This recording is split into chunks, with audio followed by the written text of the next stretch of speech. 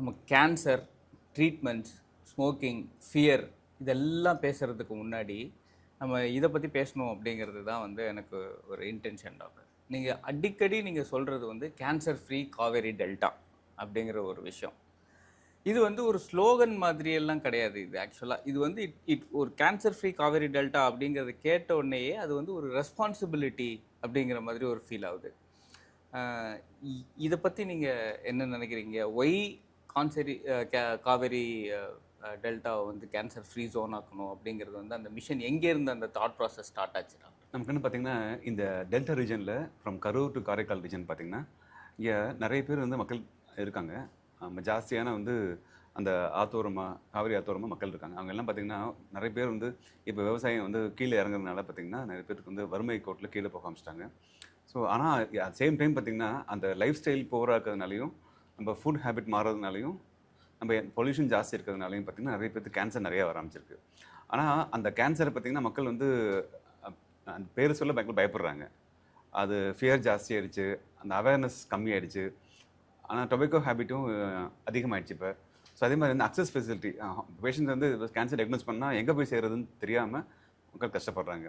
இது நிறைய பேர் பார்த்திங்கன்னா நாட்டு மருந்து போயிட்டு கேன்சர் ட்ரீட்மெண்ட் பண்ணாமல் விட்டுறாங்க. ஸோ இதனால தான் பார்த்திங்கன்னா நிறைய பேருக்கு கேன்சர் முத்தின ஸ்டேஜில் கடைசியில் கேன்சர் பேஷண்ட்டை வராங்க.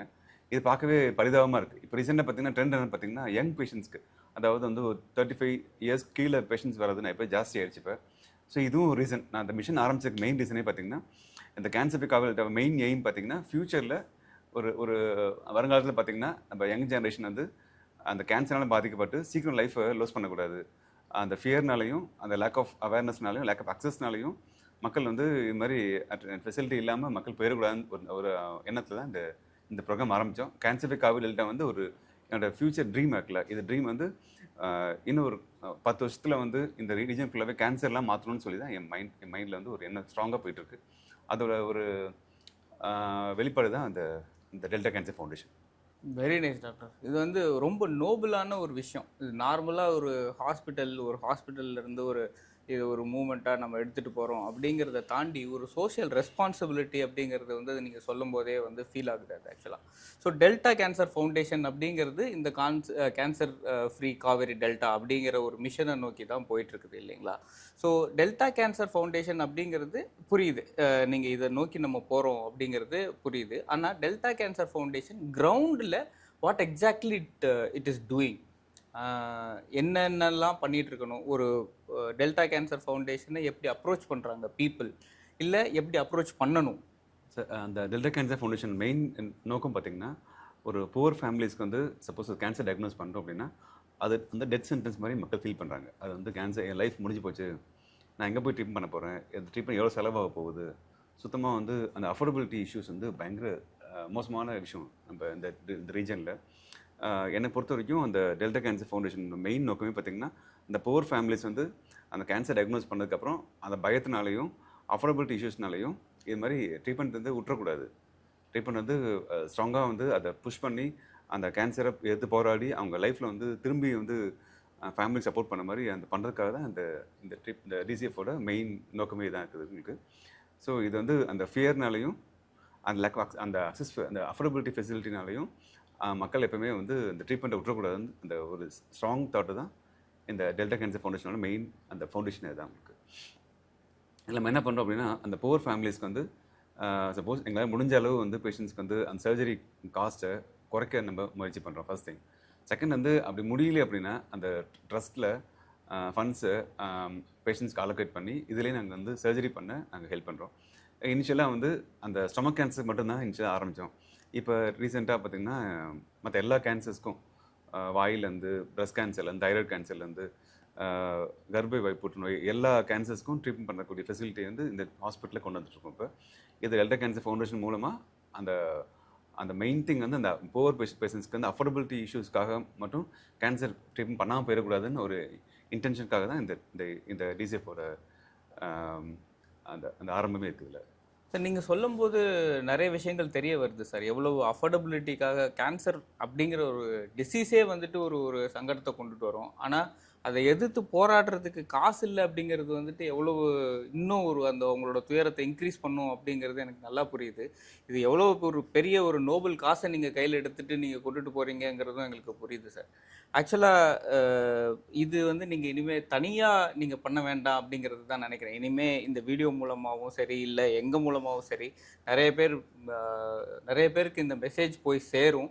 அதே போல் மக்களும், நம்ம தமிழ்நாடு மக்களும் சும்மா சாதாரணம் கிடையாது சார். சென்னை ஃப்ளட்டாக இருக்கட்டும், இல்லை ஜல்லிக்கட்டு போராட்டமாக இருக்கட்டும், அப்போல்லாம் வந்துட்டு எல்லாருமே சேர்ந்து ஒரே ஒரு காசுக்காக நின்று எல்லாத்தையும் அது சாதிச்சு காட்டுறது வரைக்கும் இருந்தாங்க. ஹெல்ப் பண்ணுறதுல இருக்கட்டும், இல்லை கூட சேர்ந்து வந்து நிற்கிறதா இருக்கட்டும். இனிமேல் இந்த போராட்டம் வந்து ஒரு தனி மனித போராட்டமாக இல்லாமல் ஒரு ஒரு கூட்டு முயற்சியாக எல்லாரும் சேர்ந்து நம்ம டெஃபினட்டாக வந்து இந்த கேன்சர் ஃப்ரீ காவேரி டெல்டா அப்படிங்கிற ஒரு விஷயத்த ஒரு ஒரு உண்மையான ஒரு விஷயமா மாற்றுறது வந்து ரொம்ப தூரத்தில் இல்லைன்னு நினைக்கிறேன் சார். நீங்கள் 10 வருஷம்னு சொன்னீங்க, அதுவே ஒரு அக்ரெசிவான டைம் பீரியட். ஆனால் அதுக்கு முன்னாடியே நம்ம அதை வந்து ரீச் பண்ணுறதுக்கு எங்களால் ஆன உதவியை டெஃபினட்டாக நாங்கள் பண்ணுறோம். அதே சமயத்தில் நம்மளோட மக்களும் வந்துட்டு பண்ணுவாங்க அப்படிங்கிறது எங்களோட முழு நம்பிக்கை சார் ஆக்சுவலாக. ஸோ இப்போ டெல்டா கேன்சர் ஃபவுண்டேஷனை பொறுத்த வரைக்கும் கிரவுண்ட் லெவலில் என்னென்ன ஆக்டிவிட்டீஸ்லாம் நம்ம பண்ணிகிட்ருக்கோம்? எனக்கு தெரிஞ்சு நம்ம ஸ்டொமக் கேன்சருக்கு வந்துட்டு ஒரு ஃபுல் கேம்ப் பண்ணியிருந்தோம், ஃப்ரீயாக எண்டோஸ்கோபிஸ்லாம் பண்ணியிருந்தோம். அதை தவிர வேறு என்னென்னலாம் சார் பண்ணியிருந்தோம்? சார் எப்பவுமே இந்த கேன்சர் ட்ரீட்மெண்ட் பார்த்திங்கன்னா எப்படி ஆரம்பிக்கிறது நான் சொல்கிறேன். ஆக்சுவலாக வந்து இப்போ பேஷண்ட்ஸ் வந்து வராங்க, ஒரு சர்ஜரிக்கு பேஷண்ட் வராங்க அப்படின்னா, கேன்சர் பேஷண்ட் வராங்க அப்படின்னா, அது ஒரு கேஸாக பார்க்குறதோட டாக்டரோட அந்த கண் பார்வை மாறி போயிருது உங்களுக்கு. ஆனால் அப்படி கிடையாது. நாங்கள் எப்படி பார்க்குறோம் அப்படின்னா, அந்த ஃபேமிலியோட அந்த ஃபியூச்சர் எப்படி மாறப்போகுதுன்னு திங்க் பண்ண ஆரம்பிச்சிட்டோம். இப்போ வந்து இப்படி திங்க் பண்ண ஆரம்பிச்சிட்டோம். இப்போ வந்து ஓவராலாக சிங்கிள் பர்சனாக பார்க்குறத விட அந்த மொத்த ஃபேமிலியை பார்க்க ஆரம்பிச்சிட்டோம். என்ன ஃபர்ஸ்ட் பேஷண்ட் என்கிட்ட வந்தாங்க, என் தம்பியோட கிளாஸ்மேட்டோட ஃபாதர். ஓகே. அந்த தம்பி வந்து என் தம்பியும் என் தம்பியோட கிளாஸ்மேட்டும் க்ளோஸ் ஃப்ரெண்ட்ஸ் சர்க்கிள். என் பையன் சன் சொல்கிறேன், ஒரு 8 இயர்ஸ் 4-5 இயர்ஸ் முன்னாடி. ஓகே. அந்த பையன் பார்த்தீங்கன்னா சின்ன பையன் தான், நம்ம வந்து 8-9 இயர்ஸ். அப்போ என் கூட வந்து வரும்போது அங்கிள் ஜாலியாக பேசிகிட்டு இருப்பான். ஒரு ஸ்டேஜ்க்கு அப்புறம் ஒரு 3 இயர்ஸ்க்கு அப்புறம் 2 இயர்ஸ்க்கு அப்புறம் பார்க்கும்போது அந்த பையன் வந்து அப்பாவை கூப்பிட்டு வந்தான். அப்பாவுக்கு வந்து ஒரு குரலில் சேஞ்ச் இருந்துச்சு, வாய்ஸ் சேஞ்ச் இருந்துச்சு, சாப்பாடு முழுங்க முடியல. கடைசியில் பார்த்தா அந்த பையன் தம்பியோட ஃபாதருக்கு வந்து உணவு குழாயில் கேன்சர் இருந்துச்சு. ஏஜ் 40 இயர்ஸ் கிட்ட இருந்துச்சு அவருக்கு. அந்த கேன்சர் வந்து அப்போ அது என்ன லைஃப் ஸ்டைல் ஒரு பிரச்சனை வரும்போதே வந்து முழுங்க சிரமப்படும் போதே அவங்க டாக்டர் பார்க்காம விட்டாங்க. இப்போ நல்லா முத்தி போய் சாப்பாடே உள்ளே போகாமல் ஒரு ஸ்டேஜில் என்கிட்ட வரும்போது எண்டோஸ்கோப் பண்ணி பார்த்தா உள்ள கேன்சர். அதை கேன்சர் அரிச்சு உணவுக்குள்ளாயில் கரைச்சி மூச்சுக்குள்ளாய்க்குள்ளே கட்டி என்ட்ரு ஆயிடுச்சு. ஃபிஸ்டுலா மாதிரி ஆயிடுச்சு, ஓட்டை ஆயிடுச்சு இந்த குள்ள. இது ஸ்டேஜ் 4 டிசீஸ் ஆக்கல, ஒன்றும் செய்ய முடியாது. அந்த சின்ன பையன் வந்து என்கிட்ட அழுகுறான் வந்து, அங்கிள் அப்பாவுக்கு என்ன பண்ணால் அப்பாவுக்கு சரி பண்ண முடியும், எனக்கு என்ன சொல்கிறதுன்னு தெரியல அந்த பையன்ட்ட. ஸோ இப்போ தான் தெரிஞ்சது கேன்சர்னா வந்து அப்பா மட்டும் அந்த பர்டிகுலர் பேஷண்ட் மட்டும் பாதிக்கப்படுறது போல கிடையாது, மொத்த ஃபேமிலி சஃபர் ஆக போகுது. இந்த பையனோட ஃபியூச்சர் என்ன ஆகும்னு நினச்சா பயமாக தான் இருக்குது. அந்த ஃபாதர் அந்த பையன் வந்து அந்த ஃபாதரை அப்பாவை இழந்துட்டாங்கல. ஸோ இது மாதிரி தான் போயிட்டுருக்கு கதையெல்லாம். பார்த்தீங்கன்னா பேஷண்ட் மட்டும் வராங்க உட்காராங்க அப்படின்னா அந்த பேஷண்ட் மட்டும் சிங்கிள் கேஸாக நான் பார்த்தேன் அப்படின்னா நான் ஃபெயில் டாக்டர். நான் டாக்டரே கிடையாது, மனுஷனே கிடையாது. அந்த பேஷண்ட்டை மொத்த ஃபேமிலியே பார்க்கணும். அந்த ஃபேமிலி எப்படி கஷ்டப்பட போகிறாங்க, ஃபேமிலியில் எப்படி ஃபியூச்சர் மாறப்போகுதுன்னு நான் திங்க் பண்ண மட்டும்தான் என்னால் வந்து அந்த உணர்ச்சியை வெளில கொண்டு வர முடியும், அது பேஷண்ட்ஸ்க்கு ட்ரீட்மெண்ட் பண்ண முடியும். இது சும்மா ட்ரீட்மெண்ட் பண்ணிட்டு சர்ஜரி பண்ணுறதோட அந்த பணம் சம்பாதிக்கோட நிற்காமல் மொத்த ஃபேமிலியோட ஃபியூச்சரையும் திங்க் பண்ணோம் அப்படின்னா எனக்கு மைண்டில் வந்து நெக்ஸ்ட் தாட் வருது, இது எப்படி வந்து பண்ணலான்னு திங்க் பண்ணும்போது நிறைய தாட்ஸ் நிறைய ஆரம்பிச்சிது. அந்த பாயிண்ட் தான் எனக்கு கிக் ஸ்டார்ட் பண்ணிச்சேன் இந்த ஜேர்னிக்கு. ஒரு 6 மாதம் முன்னாடி இந்த ஜூனில் ஆரம்பித்தோம் இந்த டெல்டா கேன்சர் ஃபவுண்டேஷனை. இப்போ ஆரம்பிக்கும்போது என்ன பண்ண எதாவது பண்ணணும்னு திங்க் பண்ணும்போது இந்த தாட் இருந்துச்சு. ஸோ என் கூட ஃப்ரெண்ட்ஸ் சேர்த்தோம், யாரெல்லாம் இந்த மிஷனுக்கு வந்து யாராவது ஹெல்ப் பண்ணுறாங்களோ அவங்க எல்லாத்தையுமே உள்ளே இன்டெக்ட் பண்ணோம். டாக்டர்ஸும் ஒரு சோஷியல் ஒர்க்கர்ஸ் எல்லாமே ஒரு ஏற்கனவே வந்து ட்ரஸ்ட் வச்சுருக்கோங்க, அவங்கள்ட்ட ஒப்பீனியன்லாம் கேட்டுட்டு ட்ரஸ்ட் ஆரம்பித்தோடனே நெக்ஸ்ட் வேலையை என்ன பண்ணோம் அப்படின்னா நவம்பரில் ஸ்டொமக் கேன்சர் அவேர்னஸ் மந்த் வருது. அந்த மந்த்க்கு என்ன பண்ணான்னு டிசைட் பண்ணோம். மக்கள் என்ன பண்ணுறாங்கன்னா ஒரு எண்டோஸ்கோப் பண்ணி பார்த்துட்டா உள்ள வந்து என்ன இருக்குமோ பயப்படுறாங்க. ஸோ முதல்ல அந்த ஃபியரை போக்கணும். ஸோ அதனால வந்து இந்த ஃபர்ஸ்ட் ஒரு தாட் ஒரு நாளைக்கு வந்து எண்டோஸ்கோப் ஃப்ரீயாக பண்ண டிசைட் பண்ணோம். அதுக்கப்புறம் பார்த்தீங்கன்னா அது பாயிண்டே இல்லை, ஒரு 1 டேல மக்களுக்கு வந்து ரீச் பண்ண முடியாது. நான் வந்து 1 மந்த் ஃபுல்லாக ஃப்ரீ பண்ணேன். 1 மந்த்தில் ஃப்ரீ பண்ணும்போது நிறைய அப்போசிஷன் நிறைய வந்துச்சு. ஸோ இருந்தாலும் வந்து எனக்கு வந்து என்னென்னா அந்த ஸ்டொமக் கேன்சர் அவேர்னஸ் மந்த்தை ஃபுல் ஃப்ளெஜ்டாக பண்ணணும். நவம்பர் மாதம் ஃபுல்லாகவே ஸ்டொமக் கேன்சர் எப்படி அக்டோபரில் வந்து பிரஸ்ட் கேன்சர் மந்த் வருது, பிங்க் அக்டோபர்னு சொல்கிறோமோ அது மாதிரி வந்து நவம்பர் வந்து stomach cancer month, awareness month. அதனால இந்த மாதம் ஃபுல்லாக எண்டோஸ்கோப்பி ஃப்ரீயாக பண்ணி டிசைட் பண்ணி ஃபர்ஸ்ட் வந்து தாட்டை வைக்கும்போது ஃபர்ஸ்ட் நிறைய பேர் இது மாதிரி ஒரு எண்டோஸ்கோப்பின்னா ரொம்ப எக்ஸ்பென்சிவ், ஒரு 3000-4000 எண்டோஸ்கோப்பி பரிசோதனை ஆகும். இது பண்ணோம் அப்படின்னா ஒரு பேஷண்ட் 2 பேஷண்ட் வந்தால் பண்ணிக்கலாம். ஆனால் இதே வந்து ஒரு நாளைக்கு 30 பேஷண்ட் கிட்ட வராங்க, ஒரு மாதம் ஃபுல்லாக வந்தாங்க அப்படின்னு எப்படி வந்து ஹாஸ்பிட்டலில் ரன் பண்ணுவீங்க கேட்கும்போது அதெல்லாம் மைண்டில் தோணவே இல்லை. ஜஸ்ட் பண்ணிடலாம் அப்படி டிசைட் பண்ணி ஃபர்ஸ்ட் டைம் வந்து இந்தியாவிலே ஃபர்ஸ்ட் டைம் வேற எங்கேயும் திங்க் பண்ணி பார்த்ததே கிடையாது. இது மாதிரி எனக்கே வந்து நினைச்சு பெருமையாக தான் இருக்குது இந்த எண்ணம் வந்ததுக்கப்புறம். எனக்கு நல்லா ஞாபகம் இருக்குது சார், அந்த கேம்பெயின் ரன் பண்ணினது, அது அதிலிருந்து வந்தது, பேஷண்ட்ஸ் கொடுத்துருந்தது, அதுக்கப்புறம் அந்த டெஸ்டிமோனியல்ஸ் கொடுத்துருந்தாங்க, அது எல்லாமே ஞாபகம் இருக்குது. கிட்டத்தட்ட 350+ எண்டோஸ்கோபிஸ் பண்ணியிருந்தோம். 434 சார், 434 பேஷண்ட்ஸ் வந்தாங்க. ஆல் ஓவர் தமிழ்நாடு மக்கள் வந்து ஃபர்ஸ்ட் இனிஷியலாக வந்து லோக்கல் மட்டும் தான் ரீச் ஆகிட்டு இருந்துச்சு. ஒரு ஸ்டேஜ்க்கு அப்புறம் அது ரீச் வந்து பியாண்ட் டெல்டா டிஸ்ட்ரிக்ட் போயிட்டு கோயம்புத்தூர், திருப்பூர், சேலம், மதுரையிலேருந்து, திண்டுக்கல் சைட்லேருந்து, எல்லா சைட்லேருந்தும், சென்னை பக்கத்தில் வேலூர்லேருந்து மக்கள் வர ஆரம்பிச்சிட்டாங்க. சூப்பர். வேலூர், ஹொசூர், தருமபுரி சைடில் மக்கள் பேஷண்ட் வர ஆரம்பிச்சாங்க எண்டோஸ்கோபி ஃப்ரீயாக பண்ணுறதுக்காக. இது வந்து அந்த மிஷன் பார்த்தீங்கன்னா ஒரு ஃபர்ஸ்ட் வந்து ஒரு எண்டோஸ்கோப்பியை ஃப்ரீயாக பண்ண முடியும், எண்டோஸ்கோப்பியில் வந்து பண்ணால் ஒன்றும் ஹாஸ்பிட்டல் லாஸ் கிடையாது அப்படின்னு நான் வந்து நாங்கள் ப்ரூவ் பண்ணி காமிச்சோம் அது. ஸோ அது பண்ணி பார்த்தீங்கன்னா அது வந்து ஒரு நாளைக்கு வந்து அட்லீஸ்ட் 2 பேஷண்டாவது கேன்சர் டயக்னோஸ் பண்ணோம். அது மாதிரி ஏர்லி கேன்சர்ஸ், ஸ்டொமக் கேன்சர் இந்த ஆரம்ப கட்டத்திலே ஸ்டொமக் கேன்சர் வந்து டயக்னோஸ் பண்ணக்கூடிய ஒரு ஆப்பர்ச்சுனிட்டி கிடைச்சது இல்லை. ஸோ ஒரு ஃபியூச்சர் ஒரு ஃபேமிலி தலையெழுத்தையும் மாற்றிடும் சார், மாற்றிடுச்சு சொல்ல போனால். ஸோ டெஃபினட்டாக வந்து ஒரு பெரிய, அதுக்கப்புறம் வந்து நவம்பர் மாதம் பண்ணோம் ஸ்டொமக் கேன்சர் சர்ஜரி ஃப்ரீயாக பண்ணோம். அந்த மந்த்ல 5% சர்ஜரி ஃப்ரீயாக பண்ணோம். அதுவும் ஒரு பெரிய ஆத்ம திருப்தி கிடைச்சது எனக்கு. ஸோ இதுக்கப்புறம் பார்த்தீங்கன்னா இது பண்ணதுக்கப்புறம் இது இன்னும் போதை மாதிரி ஆயிடுச்சு எனக்கு. நிக்கல, அடுத்து நெக்ஸ்ட் என்ன பண்ண திங்க் பண்ணும்போது சார் அது லாஸ் ஆகுதை பற்றி யோசிக்கல, மக்களுக்கு வந்து இதை பண்ணும்போது ஸோ ஆட்டோமேட்டிக்காக அந்த ஃபீலிங் தான் வந்து அது அல்டிமேட் ஹாப்பினஸ். ஆமாம். ஸோ மணி ஹாப்பினஸ் கிடையாது. மணி வந்து ஜஸ்ட் சொல்ல போனால் ஒரு குப்பை மாதிரி தான் நான் ஃபீல் பண்ணுறேன். அது இல்லை, என் பேஷண்ட் சப்போஸ் கேர் மாதிரி வரும்போது மணி ஜஸ்ட் ஒன்றும் கிடையாது சார். புரியுது சார். ஸோ நெக்ஸ்ட் அடுத்த மாதம் வந்து அது மாதிரி நெக்ஸ்ட் ப்ரொசீட் பண்ணும்போது மார்ச் மாதம் இந்த லாஸ்ட் மந்த்ல கோலன் கேன்சர் அவேர்னஸ் மந்த் வந்துச்சு. ஆக்சுவலி எவ்ரி இயர் வந்து கொலனோஸ்கோபி அவேர்னஸ் கேம்பெயின் இங்கே கண்டக்ட் பண்ணுவோம். இந்த டெல்டா கேன்சர் ஃபவுண்டேஷன்லேயே வந்து இந்த கோலன் கேன்சர் மந்த் கொலனோஸ்கோபி வந்து ஃபுல்லாக ஃப்ரீயாக பண்ண முடியல என்னால். ஸோ ஒரு லோ பாசிபிள் ரேட்டில் ஹாஸ்பிட்டலில் ஃபிக்ஸ் பண்ணி அந்த ரேட்டில் வந்து கொலனோஸ்கோபி இங்கே பண்ண ஆரம்பிச்சு ஆல்மோஸ்ட் வந்து இதில் 73 பேஷண்ட்ஸ் கிட்ட கொலனோஸ்கோபி ஃப்ரீயாக கொஞ்சம் கம்மியான ரேட்டில் பண்ணோம். ஆனால் கொலனோஸ்கோபிங்கிறது வந்து ஒரு நாள் இங்கேருந்து தங்கி அந்த மாதிரி எண்டோஸ்கோபி மாதிரி வந்து பார்த்துட்டு உடனே போகிற மாதிரி சுச்சுவேஷன் இல்லாமல் ஒரு நாள் அட்லீஸ்ட் இங்கே ஸ்டே பண்ணுற மாதிரி இருக்கணும் இல்லைங்களா சார்? ஆமாம், கொலனோஸ்கோபி வந்து பேஷண்ட்ஸ் வந்து மார்னிங் வந்து அட்மிட் பண்ணி கோலனை வந்து மலக்குடல் ஃபுல்லாக மோஷன்லாம் ஃப்ரீயாக போக வச்சு மருந்து கொடுத்துட்டு க்ளீன் பண்ணி அது ஃப்ளூயிட்ஸ் போட்டு செடேஷன் கொடுத்து மயக்க மருந்து கொடுத்து தான் கொலனோஸ்கோப் பண்ணோம். ஸோ கொஞ்சம் எக்ஸ்பென்சிவ் ப்ரொசீஜர் கொலனோஸ்கோபி. இது வந்து எவ்வளோ முடியுமோ அந்த லோவே காஸ்ட்டில் இது கொலனோஸ்கோப் பிளான் டிசைன் பண்ணி இதுவும் வந்து சக்ஸஸ்ஃபுல்லாக பண்ணி முடிச்சிட்டோம். அது சூப்பர். இது இன்னும் வந்து நெக்ஸ்ட் நிற்க போகிறது இல்லை, இது ஜஸ்ட் கண்டினியூ ஆக போகிறது தான். இந்த மிஷன் வந்து நல்லாவே போயிட்டு இருக்கு சார். எனக்கு நம்ம ஆல்ரெடி நம்ம ஜூன்லேருந்து நீங்கள் ஸ்டார்ட் பண்ணது சொல்கிறீங்க.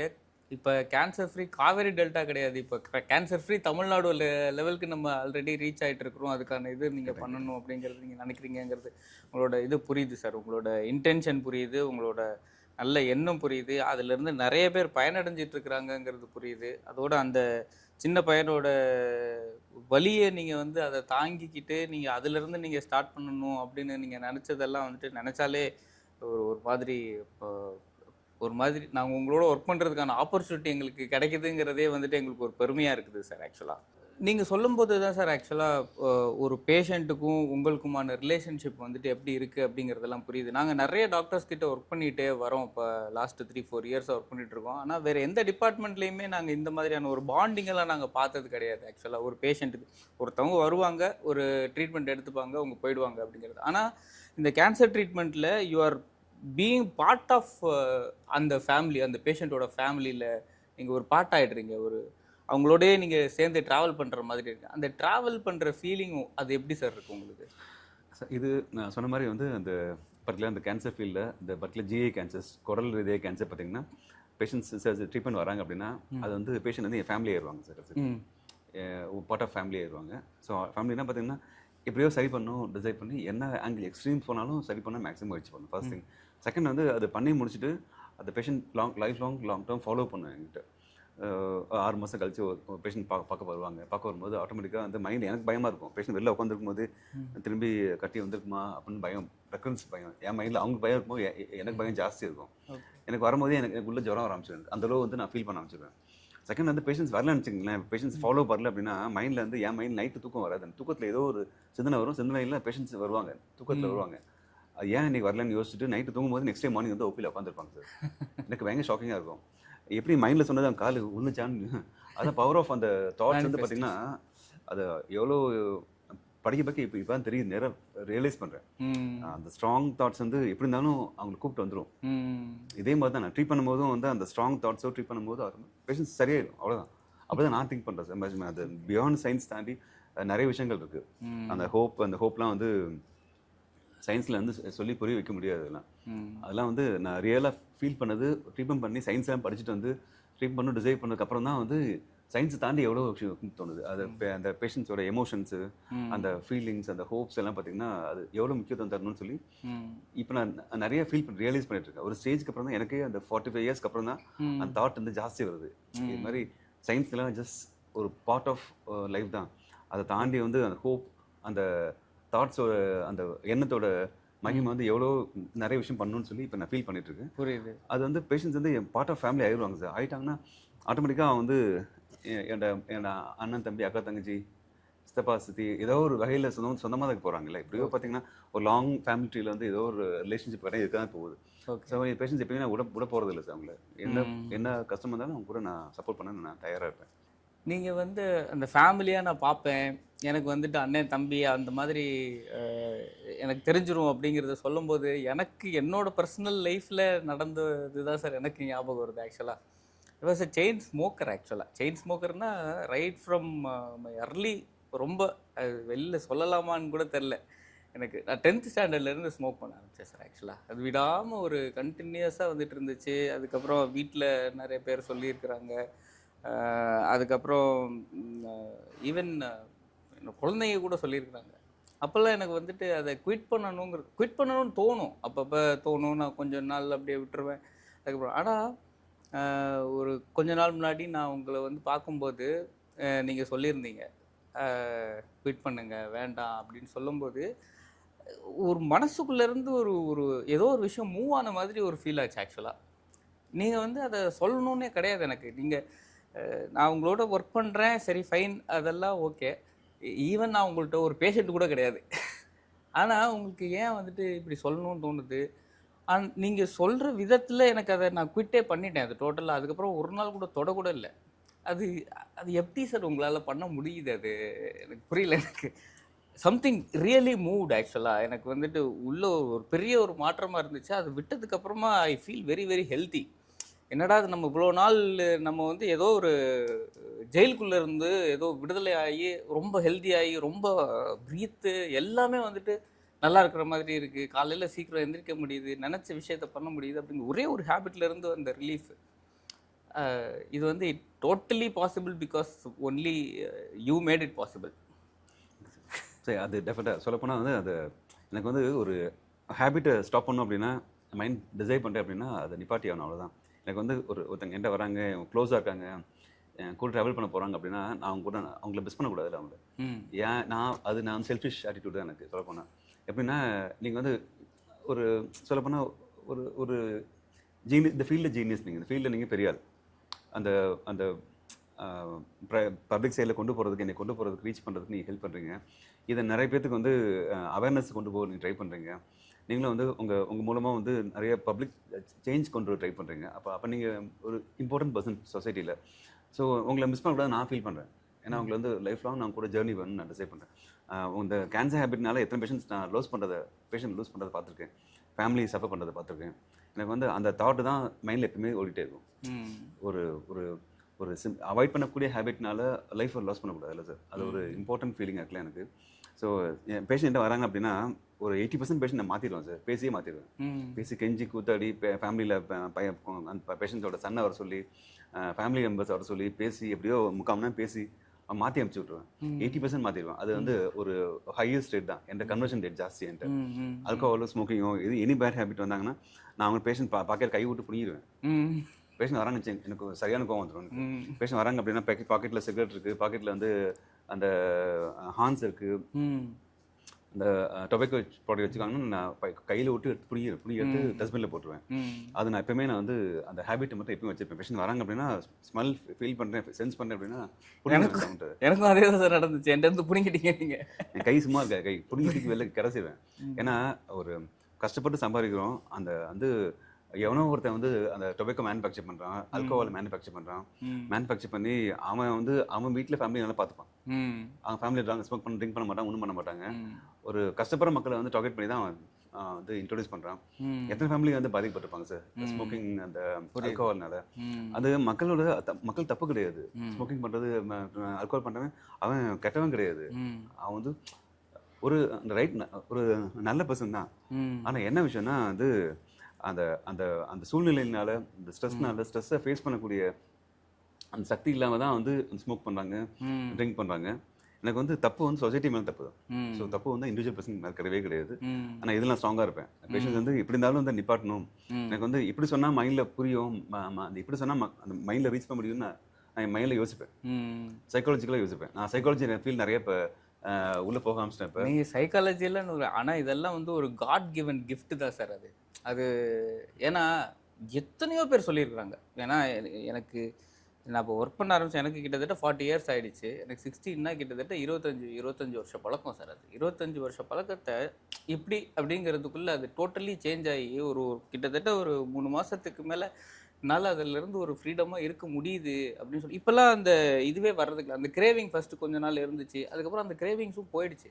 எனக்கு இப்போ நிறைய டைம் கிடைக்குது ஆக்சுவலாக. அதுலேருந்து நம்ம வந்துட்டு ஸ்ட்ரெஸ் அப்படிங்கிறது வந்துட்டு அது நம்ம இன்டியூஸ் பண்ணிக்கிட்டது அப்படிங்கிற மாதிரி தான் தோணுதே தவிர அது வந்துட்டு ஒரு மிகப்பெரிய மாற்றம் சார் ஆக்சுவலாக. அது வந்து உங்களுக்கு கடவுள் கொடுத்த வரம் தான் நினைக்கிறேன் ஆக்சுவலி. அது சொல்லும்போது ஆக்சுவலாக நான் உங்கள்கிட்ட இப்போ நான் வந்து ஃபீல் பண்ணினேன். நாங்கள் ஒரு கிட்டத்தட்ட ஒரு 8-9 மந்த்ஸுக்கு முன்னாடி இருக்கோம். 8 9 முன்னாடி டெஸ்டிமோனியல்ஸ் நாங்கள் கேட்கணும், உங்களோட பேஷண்ட்ஸ் எல்லாம் டெஸ்டிமோனியல்ஸ்லாம் நாங்கள் பார்க்கணும் அப்படின்னு சொல்லியிருந்தோம்.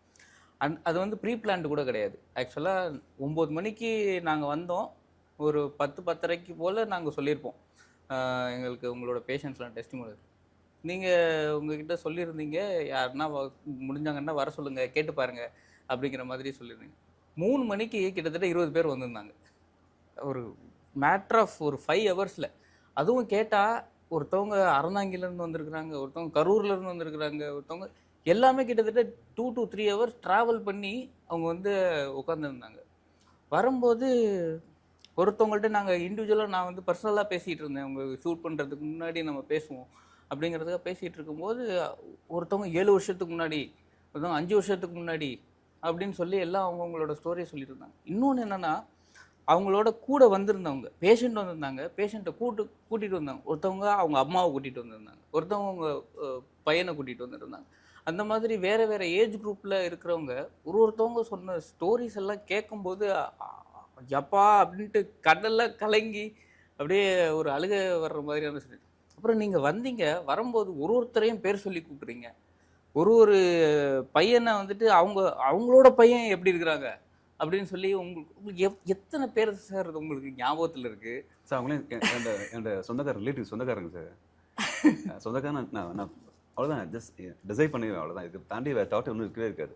பேஷண்ட்ஸ்லாம் தாட் இருக்காது. அவங்க வந்து என்கிட்ட வந்துட்டாங்க, நம்பி வந்துட்டாங்க, நான் சரி அவங்களை வந்து வாழ்நாள் ஃபுல்லாக என் கூட ட்ராவல் பண்ணி ஆகணும். என் ஃபேமிலி மெம்பர்ஸ் ஆயிடுவாங்க, அவ்வளோதான் சார். சொந்தக்காரங்க ஏதோ வகையில் என்னோட மாமா அண்ணன் தம்பி சொன்ன மாதிரி அது அந்த அந்த அங்கெல்லாம் திங்க் பண்ண ஆரம்பிச்சிடுவோம் சார். ஆட்டோமேட்டிக்காக வந்து அதை பார்த்தா எப்படி இருந்தாலும் மைண்டில் வந்து அந்த எண்ணம் வந்துடும். அதை என்னையும் அந்த அந்த எண்ணத்தை பிரிக்க முடியாது சார். லைஃப் லாங் நான் அப்படி தான் மாற போகிறதில்ல, அப்படி தான் போகிறேன். Super sir. அது அப்போவே நீங்கள் இப்போ தான் டெல்டா கேன்சர் ஃபவுண்டேஷன் ஆரம்பிச்சிருக்கீங்க அப்படிங்கிறது நீங்கள் சொல்கிறீங்க. ஆனால் அந்த ப்ராசஸ் வந்து அது முன்னாடியே ஸ்டார்ட் ஆகிடுச்சு சார், 7 வருஷம் 8 வருஷத்துக்கு முன்னாடி. ஏன்னா அப்போவே ஒருத்தர் சொல்லியிருந்தாரு, என்கிட்ட காசு எடுத்துகிட்டு வரல சார் அப்படின்னு சொன்னீங்க. அதெல்லாம் பரவாயில்ல, நீங்கள் டெஸ்ட் பண்ணிட்டு போங்க அப்படின்னு நீங்கள் சொன்னீங்க. அப்படிங்கிறது வந்துட்டு அப்போ மணிங்கிறது ஒரு மேட்ரு கிடையாது அப்படிங்கிறது உங்களுக்கு வந்து இப்போ வந்த தாட்டு கிடையாது சார். அது முன்னாடியே வந்துருச்சு. அது it should be there in your blood actually. அதனால தான் வந்துட்டு இவ்வளோ பெரிய விஷயங்கள் எல்லாம் பாசிபிளாக இருக்குது ஆக்சுவலாக. அது வந்து இன்னொரு விஷயம் வந்து என் ஃபாதர் மூலமாக வந்தது. அப்பா சொல்லிட்டே இருப்பாங்க. எப்பா என்ன சொல்லுவாங்கன்னா, சார் மணிலாம் வந்து வந்தால் வச்சுக்க, விட்டுரு அதெல்லாம் பற்றி யோசிக்காது. நீ வேலையை பண்ணிட்டே இரு, தானா வரும். அதே நீ கொடுத்துரு, அதை வச்சுக்காத. தானே வந்துட்டு மணி ஒரு ரெஸ்பான்சிபிலிட்டி. மணினால பவர் வராது, மணி ரெஸ்பான்சிபிலிட்டி ஜாஸ்தி வரும். மணி வர வர ஜாஸ்தி மணி வர வர நீ பவர்ஃபுல் பர்சன் கிடையாது, நீ மோர் ரெஸ்பான்சிபிள் பர்சன். சொசைட்டி நிறைய பண்ணியே ஆகணும். ஸோ மணி வச்சுட்டு நீ லக்ஸரியா இருக்கிறதெல்லாம் பண்ணவே கூடாது. லக்ஸரி இருக்கலாம், ஆனால் ஒரு ஸ்டேஜ்க்கு அப்புறம் அது தேவையில்லை, அவசியமே கிடையாது. இதை நீ மற்றவங்க இது மணி வரதுக்கு ரீசன் மற்றவங்க தரதுக்காக தான். ஸோ மணி ஒரு ஒரு ஃப்ளோயிங் எனர்ஜி அப்படின்னு சொல்லுவாங்க, கமோடிட்டி, அவ்வளோதான். அது தாண்டி கையில் வச்சுக்கூடாது. ஓகே, அதை வச்சு நம்ம மக்களுக்கு என்ன முடியுமோ ஹெல்ப் பண்ணிடணும். எப்பவுமே சொல்லுவேன், எப்பவுமே ஒரு மனுஷன் இருக்காங்க அப்படின்னா சிங்கிள் பர்சனாக பெரிய ஆளுனா யூஸே கிடையாது சார். சுற்றி எல்லாம் மக்கள் ஒருத்தர் இருக்கான்னு வச்சுக்கங்களேன், ஒரு மாளிகையில் இருக்கான், சுற்றி மக்கள் கஷ்டப்படுறாங்க அப்படின்னா அவன் இருந்து எதை காமிச்சிக்க போகிறான்? மக்கள் கோவம் தான் ஜாஸ்தி வரும் அவன் மேலே. புரியுது. சுற்றி மக்கள்லாம் நல்லா இருந்தாங்கன்னா அவன் இன்னும் பெட்டராக இருந்தால் இன்னும் நல்லா ஃபீல் பண்ணான். அது இன்னும் நிறைய பேருக்கு ஹெல்ப் பண்ண ஆப்பர்ச்சுனிட்டி கிடைக்கும். புரியுது. ஸோ சிங்கிள் பர்சனாக க்ரோ ஆகிறதுல எந்த யூஸும் கிடையாது சார். புரியுது. அந்த க்ரோ ஆகணும்னா சுற்றி எல்லாம் க்ரோ ஆகும். Right sir. சுற்றி எல்லாம் க்ரோ ஆனால் ஆட்டோமேட்டிக்காக நம்ம ஹாப்பியாக இருக்கும். புரியுது. சுற்றி ஒருத்தர் கஷ்டப்படுற மக்கள் வச்சுட்டு கேன்சர் பேஷன் வச்சுட்டு சரியாக எல்லாம் ட்ரீட் பண்ணாமல் அவங்க அவங்க கடைசி கட்டத்தில் போய் அவங்கள டெத் சைடு பார்க்கும்போது ஆட்டோமேட்டிக்காக நல்ல ஃபீலிங் வர போகிறதே கிடையாது. சரி பண்ண இன்னும் நல்ல ஃபீலிங் வரும். ஓகே. ஸோ அதோட ஒரு கண்டினியூஷன் தான் இந்த டெல்டா கேன்சர் ஃபவுண்டேஷன். போர் மக்கள் காசு இல்லைன்னு சொல்லி கஷ்டப்படக்கூடாது, பணம் இல்லைன்னு சொல்லி அவங்க ட்ரீட்மெண்ட் பண்ணாமல் விட்டுறக்கூடாது இல்லை சார். புரியுது. ஸோ அந்த ஒரு ரீசனுக்காக தான் இது கொஞ்சம். Super sir, super. நம்ம நிறைய விஷயம் பேசுகிறோம். ஆக்சுவலாக நீங்கள் you are understanding people from deep inside. அவங்களோட மேலோட்டமாக பார்க்காம அவங்களோட அண்டர்லையிங் பெயின் என்ன, அவங்களோட பேக்ரவுண்ட் என்ன அப்படிங்கிறது வரைக்கும் உங்கள்கிட்ட பார்த்து. நான் என்னையை பற்றி ரொம்ப பர்சனலாலாம் உங்கள்கிட்ட ஷேர் பண்ணது கிடையாது, ஆனால் என்னையை பற்றி உங்களுக்கு தெரியுது. இது எங்கேருந்து வருது? நீங்கள் எப்படி நீங்கள் படிக்கிறீங்க, இல்லை உங்களோட ஹேபிட்ஸ் என்னென்ன, இது எப்படி உங்களுக்கு கிடைச்சிது சார் இந்த கிஃப்ட்? சார் நான் பேசிக்காக பார்த்தீங்கன்னா நான் பிறந்ததுலேருந்து பார்த்தீங்கன்னா எனக்கு ஜஸ்ட் ஒரே என்ன படிக்கணும் படிச்சுட்டு எந்த வித அந்த அந்த ஹாப்பினஸ்லாம் மைண்டில் படிக்கணும், ரேங்க் வாங்கணும், அப்படி தான் படிச்சிருக்கேன். ஸோ எங்கள் லைஃப் லாங் பார்த்தீங்கன்னா என்னோட ஜேர்னி பார்த்தீங்கன்னா எக்ஸாம்ஸில் ஸ்கோர் பண்ணணும், டாப் ரேங்க் எடுக்கணும், இந்த சீட் போகணும், அந்த சீட் போகணும், படித்து எல்லாமே நான் அச்சீவ் பண்ணிட்டேன். எல்லாத்தையும் மைண்டில் என்னென்ன தோணுச்சோ எல்லாத்தையும் அச்சீவ் பண்ணிட்டேன். ஒரு ஸ்டேஜ்க்கு அப்புறம் அதெல்லாம் ஒன்றும் இல்லைன்னு தோணுச்சு எனக்கு. அதெல்லாம் உண்மையே கிடையாது. ஒரு சோஷியல் அண்டர்ஸ்டாண்டிங், பப்ளிக் அண்டர்ஸ்டாண்டிங் இல்லாமல் சிங்கிள் பர்சனாக சாதிச்சு ஒரு யூஸும் கிடையாது. ஸோ அது ரியலைஸ் பண்ணது இப்போ ரீசெண்டாக தான். ஒரு 40 இயர்ஸ் அப்புறம் தான் நான் அதை ரியலைஸ் பண்ணேன். அதுக்கு பார்த்தீங்கன்னா நான் எந்த கேம்ஸ் போனதில்லை, ஸ்போர்ட்ஸ் போனதில்லை, ஆக்டிவிட்டிஸ் எதுவுமே கிடையாது, 0 ஆக்டிவிட்டிஸ். நான் பயங்கர மாதிரி சோம்பேறி. என்ன பார்த்தீங்கன்னா நான் வேலை பார்ப்பேன், நைட்டு பகலும் உட்காந்து சர்ஜரி பண்ணுவேன், நைட்டில் விடிய சர்ஜரி பண்ணுவேன், விடிய நான் முடிச்சுட்டு இருப்பேன். ஸோ எனக்கு எந்த கஷ்டமும் இருக்காது. மார்னிங் எழுந்து நான் பாட்டுக்கும் வேலை பார்த்துட்டு இருப்பேன். டயர்னஸ் ஃபீலிங் எதுவுமே இருக்காது. ஏஜில் கம்மியாக இருக்கலாம், அப்படி இருக்கலாம். ஆனால் ஒரு 40 இயர்ஸ்க்கு அப்புறம் தான் அண்டர்ஸ்டாண்டிங். நானே ஹெல்த்தில் வீக் ஆகணும்னு நான் ஒன்ஸ் எக்ஸசைஸ் பண்ண ஆரம்பிச்சேன். அது எப்படி என் ஃபாதர் புஷ் பண்ணுவாங்க. நீ எக்ஸசைஸ் பண்ணுறதுக்கு திருச்சியில் இருக்கும்போது பெரம்பலூர்னு அப்பா நீ கூப்பிட்டு காரில் கூப்பிட்டு போய் என்னை பேட்மிண்டன் வேற வச்சு திரும்பி விட்டு போவாங்க. நீ அந்தளவு நான் மோசமான ஒரு சோம்பேறி. ஓகே, இது மாதிரி நான் சோம்பேறி நீங்கள் பார்த்துக்க மாட்டீங்க. நான் 39 இயர்ஸில் சடனாக ஏதோ ஒரு மைண்டில் ஒரு எண்ணம் வந்துச்சு, டக்குன்னு மாற ஆரம்பித்தேன். அப்பா புஷ் பண்ணதுனாலேயே தெரில, இல்லை என் உள்ளே தானாக என்னமா தெரில, மாற ஆரம்பித்தேன்.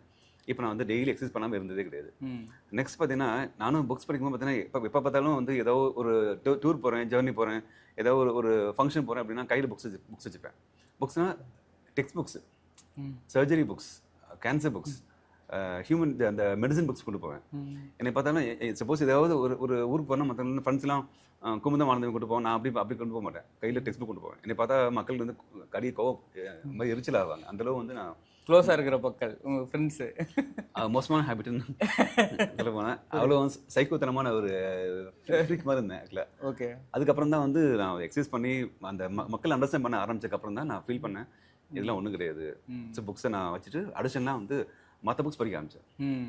மற்ற புக்ஸ்னா general psychology, human psychology, emotional intelligence. இப்போ ஏஐ பற்றி படிச்சுட்டு இருக்கோம் சார். ஏஐயோட ஒரு இம்பார்ட்டன்ட் ஒரு இது ஃபீல் பார்த்தீங்கன்னா இப்போதைக்கு ஃபர்தராக ஒரு லாங் டேர்ம் ஹியூமன் எவல்யூஷனுக்கு இம்பார்ட்டன்ட் திங் பார்த்தீங்கன்னா எமோஷனல் இன்டெலிஜென்ஸ் தான். எப்படி ஒருத்தங்க ஃபீல் பண்ணாங்க, எப்படி ஒருத்தங்க அவங்கள எப்படி அவங்க சரி பண்ணணும், எப்படி அவங்களை கன்வின்ஸ் பண்ணணும், எப்படி கன்வின்ஸ் பண்ணுறேன், ஒரு மக்கள் எப்படி ஸ்மோக்கிங் பண்ணாமல் கன்வின்ஸ் பண்ண, எப்படி பேஷண்ட் என்ன வராங்க அப்படின்னா ஒரு ட்ரீட்மெண்ட் கன்வின்ஸ் பண்ணுறேன். என் பேஷண்ட் வந்தாங்க சார் ட்ரீட் பண்ணிப்பாங்க சார், என்கிட்ட வெளில போக மாட்டாங்க. என்கிட்ட வந்தாங்கன்னா 99% கன்வென்ஷன் ரேட் இருக்கும். சர்ஜரி பேஷண்ட் வராங்க அப்படின்னா நான் எப்படியோ பேசி கன்வின்ஸ் பண்ணி சர்ஜரி பண்ணி அவங்க சரி பண்ணிடுவேன். ஸோ அந்த ஸ்கில் இப்போ க்ரோ ஆகிட்டு இருக்கு. இப்போ ஒருத்தங்க வராங்கன்னா என்னை தாண்டி வெளில போக மாட்டாங்க. ஸோ அது தப்பா சொல்லாது. புரியுது. எனக்கு வந்து அவங்க சரி பண்ணணும்னு ஸ்ட்ராங் இன்டென்ஷன் புரியுது. நிறைய டேபூஸ் நான் இது உங்ககிட்ட பேச வர்றதுக்கு முன்னாடி நான் நிறைய ஹோம்ஒர்க் பண்ணுனேன் சார் ஆக்சுவலா. இது வந்துட்டு மக்கள் வந்து என்ன மாதிரியான மென்டாலிட்டி அதெல்லாம் நம்ம தொடர்ந்து நம்ம பேசுவோம் ஆக்சுவலா. ஏன்னா நிறைய விஷயங்கள் நம்ம மைண்டில் வந்துட்டு ஒரு ரிலக்டன்ஸ்லேயே வந்துட்டு பண்ணாம இருக்கிறாங்க ஆக்சுவலா. ஒரு ப்ரிவென்ஷன் அப்படிங்கிறத தாண்டி வர்றது வரைக்கும் நம்ம வெயிட் பண்ணணும். ஏதாவது எனக்கு வலி வந்தே ஆகணும், வலி வந்ததுக்கு அப்புறம் தான் எனக்கு அந்த பிரச்சனை வந்திருக்கு அப்படிங்கிற மாதிரியான ஒரு மென்டாலிட்டி இருக்குது. அதே சமயத்தில் நம்மளுக்கு தெரிஞ்சிருச்சுன்னா நம்மளோட வாழ்க்கையே நரகமாயிரும் அப்படிங்கிற மாதிரியான ஒரு மென்டாலிட்டி இருக்குது. அதெல்லாம் நம்ம தொடர்ந்து பேசுவோம் சார். ஸோ நீங்கள் வந்து இப்போ ப்ரீவியஸ் கொஸ்டினுக்கு வரும்போது நீங்கள் வந்து புக்ஸ் நிறைய உங்களோட புக்ஸ் உங்களுக்கு ரீடிங் ஹேபிட் தான் வந்துட்டு உங்களை வந்து இந்த அளவுக்கு நம்மளுக்கு கொண்டுட்டு வந்திருக்கு அப்படின்னு சொல்கிறோம். ஓகே, நானும் இப்போ ரீசெண்ட் பாஸ்ட்டாக வந்துட்டு நிறைய புக்ஸ் படிக்க ஆரம்பிச்சேன். வீட்டில் பார்த்தீங்கன்னா என் ஒய்ஃப் திட்டுவாங்க. நீ ஓகே எங்கே பார்த்தாலும் புக்ஸாக இருக்கும். கார் திறந்தா இங்கே டிக்கில் சைடில் புக் இருக்கும், மேலே புக் இருக்கும், ஷெல்ஃபில் புக் இருக்கும், பெட்டு தலை மேலே புக் இருக்கும், இந்த பக்கம் புக்கு. அமேசானில் புக் போட்டு ஆர்டர் போட்டே இருப்பேன். ஏதாவது புக் நல்லா இருந்ததுன்னா டக்குன்னு ஆர்டர் போட்டுருவேன். ஓகே படிக்கும் போது ஒய்ஃப் திட்டுவாங்க, ஷெல்ஃபில் புக்காக கிடக்குது, அது இப்போ வந்து மெடிசன் புக்கை விட இந்த புக் ஜாஸ்தி ஆயிடுச்சுன்னு சொல்லி கம்ப்ளைண்ட் பண்ண ஆரம்பிச்சிட்டாங்க. ஓகே எனக்கு வந்து அந்த தாட்ஸ் தான் இம்பார்ட்டன்ட் இல்லை. எப்படி வந்து உட்காந்து அந்த புக்கில் எழுதுறான், தாட்ஸ் கொண்டு வரான். ஏன்னா ஒரு புக்கு எழுதுறதுக்கு அவனோட லைஃப் டைமும் உள்ளே போட்டு அவனோட எக்ஸ்பீரியன்ஸை மொத்தத்தையும் சேர்த்து தான் ஒரு புக்காக எழுதுறாங்க. ஸோ அந்த ஒரு புக்கை நம்ம படிக்கும்போது நம்மளுக்கு அவங்களோட எக்ஸ்பீரியன்ஸ் மொத்தமும் நம்மளுக்கு கிடைக்குது. எனக்கு புரியுது சார் அதோட இம்பார்ட்டன்ஸ் வந்துட்டு இந்த புக்ஸ் படிக்கிறதுனா நம்ம குளிக்கும் போது தாட்ஸ் வரும். இப்போ நான் என்ன பண்ண குளிக்கும் போதெல்லாம் வந்து புக்கில் உள்ள புக்கை நோட் பண்ணி ஆரம்பிச்சிட்டேன். குளிக்கும் போது ஏதாவது வந்து எழுதிக்கணும்னு சொல்லி தோணும். எனக்கு போன் வச்சுப்பேன், டக்குன்னு டைப் பண்ணிடுவேன். ஏதாவது குளிக்கும் போது தண்ணி பட்டவொடனே ஃபீலிங் வரும், ஒரு ஞானோதயமா ஆரம்பிச்சிடும். ஸோ டெஃபினட்டாக அது வந்து இப்போ ரீசெண்டாக அது ஜாஸ்தியாக இருக்கு. ஏன்னா நான் வந்து மக்களை பார்க்குற பார்வை வந்து மாறி போயிட்டு இருக்கு. ஒருத்தங்க வராங்க, ஒருத்தங்க கோவப்படுறாங்கன்னா நான் வந்து அவங்க திரும்பி கோவப்படுறதுலாம் கிடையாது. திரும்பி ஏன் கோவப்படுறாங்க யோசிக்க ஆரம்பிச்சிட்டேன். என் தாட் வந்து நான் எப்படி திங்க் பண்ண ஆரம்பிச்சிட்டேன். அதுக்கு ஒரு நேம் இருக்கு, மெட்டாகாக்னிஷன் சொல்லுவோம். மெட்டாகாக்னிஷன். ஓகே நம்ம எப்படி திங்க் பண்ணோம்னு திங்க் பண்ணாம அப்படின்னா நம்ம மைண்டை நம்ம புரிஞ்சுக்கலாம், இன்னும் நம்ம பெட்டர் பர்சன் ஆகலாம். ஓகே ஓகே அந்த மெட்டாகாக்னிஷன் ரீசெண்ட் கான்செப்ட் ஆக்சுவலா. ஸோ அதையும் நான் இப்போ படிக்க ஆரம்பிச்சிட்டேன். ஸோ அது மேபி நான் பெருமையாக சொல்லாத, மேபி வந்து ஏதோ ஒரு ஜஸ்ட் ஒரு வேவ் ஆஃப் ஒரு எனர்ஜி புதுசாக வந்துட்டு இருக்கேன் பாடிக்குள்ள. இது நான் நல்லா ஃபீல் பண்ணுறேன்.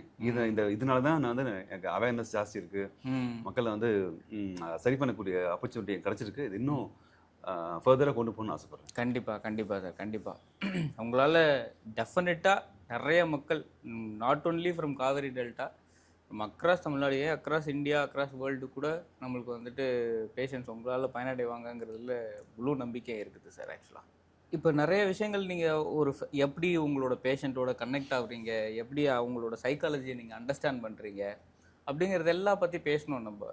எனக்கு இதுலேருந்து எனக்கு என்ன கேட்கணும்னு தோணுது அப்படின்னு சொன்னால், இப்போ கேன்சருங்கிறது இட்ஸ் அதை ப்ரொலாங் பண்ணிகிட்டே போகலாம். இதை வந்து கம்ப்ளீட்டாக நம்ம க்யூர் பண்ண முடியாது அப்படிங்கிற மாதிரி இருக்குது. அட்லீஸ்ட் ஒரு ஸ்டேஜ் 3 ஸ்டேஜ் 4 வர்ற கேன்சர்ஸை வந்துட்டு கம்ப்ளீட்டாக க்யூர் பண்ண முடியாது. ஆனால் அவங்களோட வாழ்நாளில் நம்ம நிறைய எக்ஸ்டெண்ட் பண்ணுறோம் அப்படிங்கிறது தான் என்னோடய அண்டர்ஸ்டாண்டிங்காக இருக்குது. ஸோ இப்போ நீங்கள் ரொம்ப ஒரு அட்டாச் ஆகி வேறு உங்களுக்கு ஃபேமிலி மாதிரி இவங்க கனெக்ட் ஆகிடுறாங்க. இப்போது ஒரு பேஷண்ட் வந்துட்டு ஒரு வழியே இல்லை, ஸ்டேஜ் 4ஐயும் தாண்டி அவங்க இதுக்கு மேலே இல்லை அப்படின்னு சொல்லிட்டு அவங்கள இழக்கிறோம் இல்லையா, அவங்க இறந்து போயிடுறாங்க. அது எப்படி சார் நீங்கள் கேரி பண்ணுறீங்க? சார் அது பேஷண்ட்ஸ் சொல்ல போனால் சொன்ன மாதிரி என் ஃபேமிலி மெம்பர்ஸ் ஆயிடுறாங்க, அது ஜஸ்ட் உண்மை தான் அது. ஆனால் நான் இன்னொன்று ரியலைஸ் பண்ணியிருக்கேன். என்னென்னு பார்த்தீங்கன்னா, நம்ம எல்லாமே வந்து மார்டல்ஸ். இப்படி ஏதோ பாயிண்ட்டில் நம்ம வந்து அந்த விட்டு போயாகணும், உலகத்துக்கு போயாகணும். அந்த தாட்டும் மைண்டில் எப்பவுமே இருக்கும். எப்பவுமே நான் பேலன்ஸ் தாட் தான் என் மைண்டில். ஸோ இப்படியும் திங்க் பண்ணுவேன். ஸோ நேச்சுரல் ப்ராசஸ் நம்ம மதிச்சு தான் ஆகணும். நான் எப்பயுமே சொல்லுவேன், நம்ம ஆனால் நேச்சரில் வந்து ஒரு டஸ்ட் மாதிரி. நான் இதை சொல்லிட்டு நான் எப்பயுமே பேஷண்ட் சொல்லுவேன். நான் குயின் எலிசபெத் மகாராணி இருந்தாங்க லண்டனில், பக்கிங்ஹாம் பேலஸில். அந்த அம்மா சமையல் பண்ணுறதுக்கு மட்டும் 90 சமையல்காரங்கன்னு சொன்னாங்க, கேள்விப்பட்டிருக்கேன். அந்த அம்மா வந்து 93 வயசு வரைக்கும் அம்மா இருந்தாங்களா சார்? அம்மா இருந்தாங்க. ரொம்ப வருஷம் ஒரு வாழ்ந்த ஒரு மொனாக் அந்த அம்மா. யூகேயில் லண்டனில் இருந்தாங்க. ஆனால் அந்த அம்மா போனதுக்கப்புறம் அது யார் ஒன் மோர் ஒரு லிவிங் பீயிங் விட்டு போயிட்டாங்க, அவ்வளோதான். அவ்வளோதான். ஸோ இது வந்து எப்பவுமே நம்ம இதை அண்டர்ஸ்டாண்ட் பண்ணிக்கணும். யாராக இருந்தாலும், நானாக இருந்தாலும், யாராக இருந்தாலும் மார்டல்ஸ். ஸோ எனிவே நம்ம வந்து பாயிண்ட்ல நம்ம லைஃப்பில் விட்டு தான் போய் ஆகணும். ஸோ சஃபரிங் வந்து கேன்சர் சஃபரிங் வந்து ஒரு ஸ்டேஜ் சரி பண்ணக்கூடிய ஒரு ஸ்டேஜில் இருக்கும். கேன்சர் சரி பண்ணிடலாம் அப்படின்னா ஸ்டேஜ் 4 கேன்சரே நம்ம குணப்படுத்தக்கூடிய சான்ஸ்லாம் இருக்குது. Oh okay. அந்த for example colon cancer patients வந்து லிவரில் ஸ்ப்ரெட் ஆகி அந்த பர்டிகுலர் செக்மெண்ட் ஆஃப் லிவரில் மட்டும் டியூமர் வந்து அந்த பேஷன்ஸ் ஃபிட்டாக இருந்தாங்க, அந்த பிரைமரி கேன்சரை சரி பண்ணிட்டோம் அப்படின்னா இந்த ஸ்டேஜ் 4 லிவர் கேன்சரையும் கட் பண்ணி எடுத்து சரி அது மாதிரி 3 பேஷன்ட்ஸ் அங்கே சரி பண்ணிப்போம் நம்ம hospital. Oh super sir. 3 patient சரி பண்ணிப்போம். ஸ்டேஜ் 4 கொலோன் கேன்சர் லிவரில் ஸ்ப்ரெட் ஆகி ஸ்டேஜ் 4 பிராண்ட் பண்ண பேஷண்ட்டை க்யூர் பண்ணிருக்கோம். க்யூர்னு க்யூர், டோட்டல் க்யூர். கேன்சர் ரெக்கன்ஸ் பேஷண்ட் ஃபாலோ பண்ணாங்க. கேன்சர் ரெக்கன்ஸ் வந்து ஒன்றும் இல்லை, இது வரைக்கும் 4-5 இயர்ஸ் ஒன்றும் இல்லை. அதுவே ஒரு சக்ஸஸ் ரேட் தான். ஆனால் அதை தாண்டி வந்து கேன்சர் சப்போஸ் க்ரோ ஆகி பேஷன்ஸ் வந்து லாஸ்ட் ஸ்டேஜில் இருக்கும்போது இன்னொரு இம்பார்ட்டன்ட் கான்செப்ட் கேன்சரில் இருக்கு, பாலியேட்டிவ் கேர்னு சொல்லுவோம். பாலியேட்டிவ் கேர்னா கேன்சர் சரி பண்ண முடியாது, ஒரு ஸ்டேஜ் தாண்டி பேஷண்ட்ஸ் போயிட்டு இருக்காங்க. அப்போ வந்து அவங்களுக்கு என்னென்ன ட்ரீட்மெண்ட் பண்ணால் அவங்க வந்து ஃபியூச்சரில் அந்த சிம்டம்ஸ் இல்லாமல் இருப்பாங்க. வலி பெயினோ இல்லை வந்து மைண்ட் சைக்காலஜிக்கல் டிஸ்டர்பன்ஸோ இல்லை ஃபுட் போகிற பாதையில் பிளாக்கு, ஃபுட் நம்ம எப்படி ஃபீட் பண்ணோம் அவங்கள, இந்த ஆங்கிலையும் அவங்களை பார்க்கணும், ட்ரீட் பண்ணணும். இப்போ டெஃபினட்டாக அவங்க வந்து அவங்களுக்கே தெரியும் நான் வந்து கடைசி லாஸ்ட் ஸ்டேஜில் இருக்கேன்னு சொல்லும்போது அவங்களுக்கே தெரியும் அது. இதை நம்ம வந்து நமக்கும் நிறைய இந்த டைமில் அவங்களை புஷ் பண்ணி ஃபர்தர் ட்ரீட்மெண்ட் கொடுத்து அவங்களை இன்னும் கஷ்டப்படுத்தாமல் என்னென்ன பண்ணால் அவங்க வீட்டில் நிம்மதியாக இருப்பாங்க, அது மாதிரி மைண்டில் இருக்கும் டாக்டர்ஸ் இருக்கணும். ஸோ ட்ரீட்மெண்ட் பண்ணி சரி பண்ணணும் மட்டும் இருக்கக்கூடாது. அது நம்ம பாயிண்ட்ல ரியலைஸ் பண்ணிக்கணும் நம்ம வந்து ஹியூமன்ஸ் பெரிஷபிள். ஸோ அப்படின்னு இந்த தாட் இருந்ததுனாவே ஆட்டோமேட்டிக்காக வந்து நான் பேலன்ஸ் பர்சன் தான். நான் வந்து இப்படிலாம் வந்து ரொம்ப அக்ரெசிவாக போய் சரி பண்ணோம் அவங்க அவங்க அவங்க மொத்த ஸ்டேட்டஸ் பார்க்காம திங்க் பண்ணவே மாட்டேன். ஸோ அதெல்லாம் வந்து என் மைண்டில் எப்பயும் பேலன்ஸ் இருக்கும். ஸோ நான் அதை நான் ஈஸியாக எடுத்துப்பேன். நான் வந்து வீட்டுக்கு போன உடனே மைண்டில் வந்து பேஷன்ஸை லூஸ் பண்ணிட்டோமேன்னு சொல்லி மைண்டில் கவலை கட்டாயம் இருக்கான்னு செய்யும். நானும் ஹியூமன் பீயிங் தான் இருக்காதான் செய்யும். அதை தாண்டி வந்து இதை தாட்டே மைண்டில் இருந்துச்சுன்னா நெக்ஸ்ட் பேஷண்ட் ட்ரீட் பண்ண முடியாமல் போயிடுனால அடுத்த பேஷண்ட் வரும்போது மைண்டில் அந்த தாட் வந்து நெகட்டிவ் தாட் வர ஆரம்பிச்சிடும்.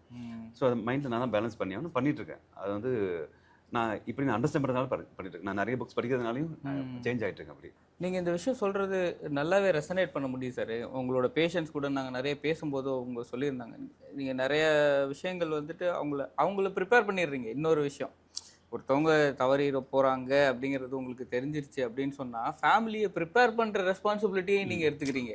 அது வந்து எத்தனை டாக்டர்ஸ் பண்ணுவாங்க அப்படிங்கிறதெல்லாம் தெரியல எனக்கு ஆக்சுவலாக.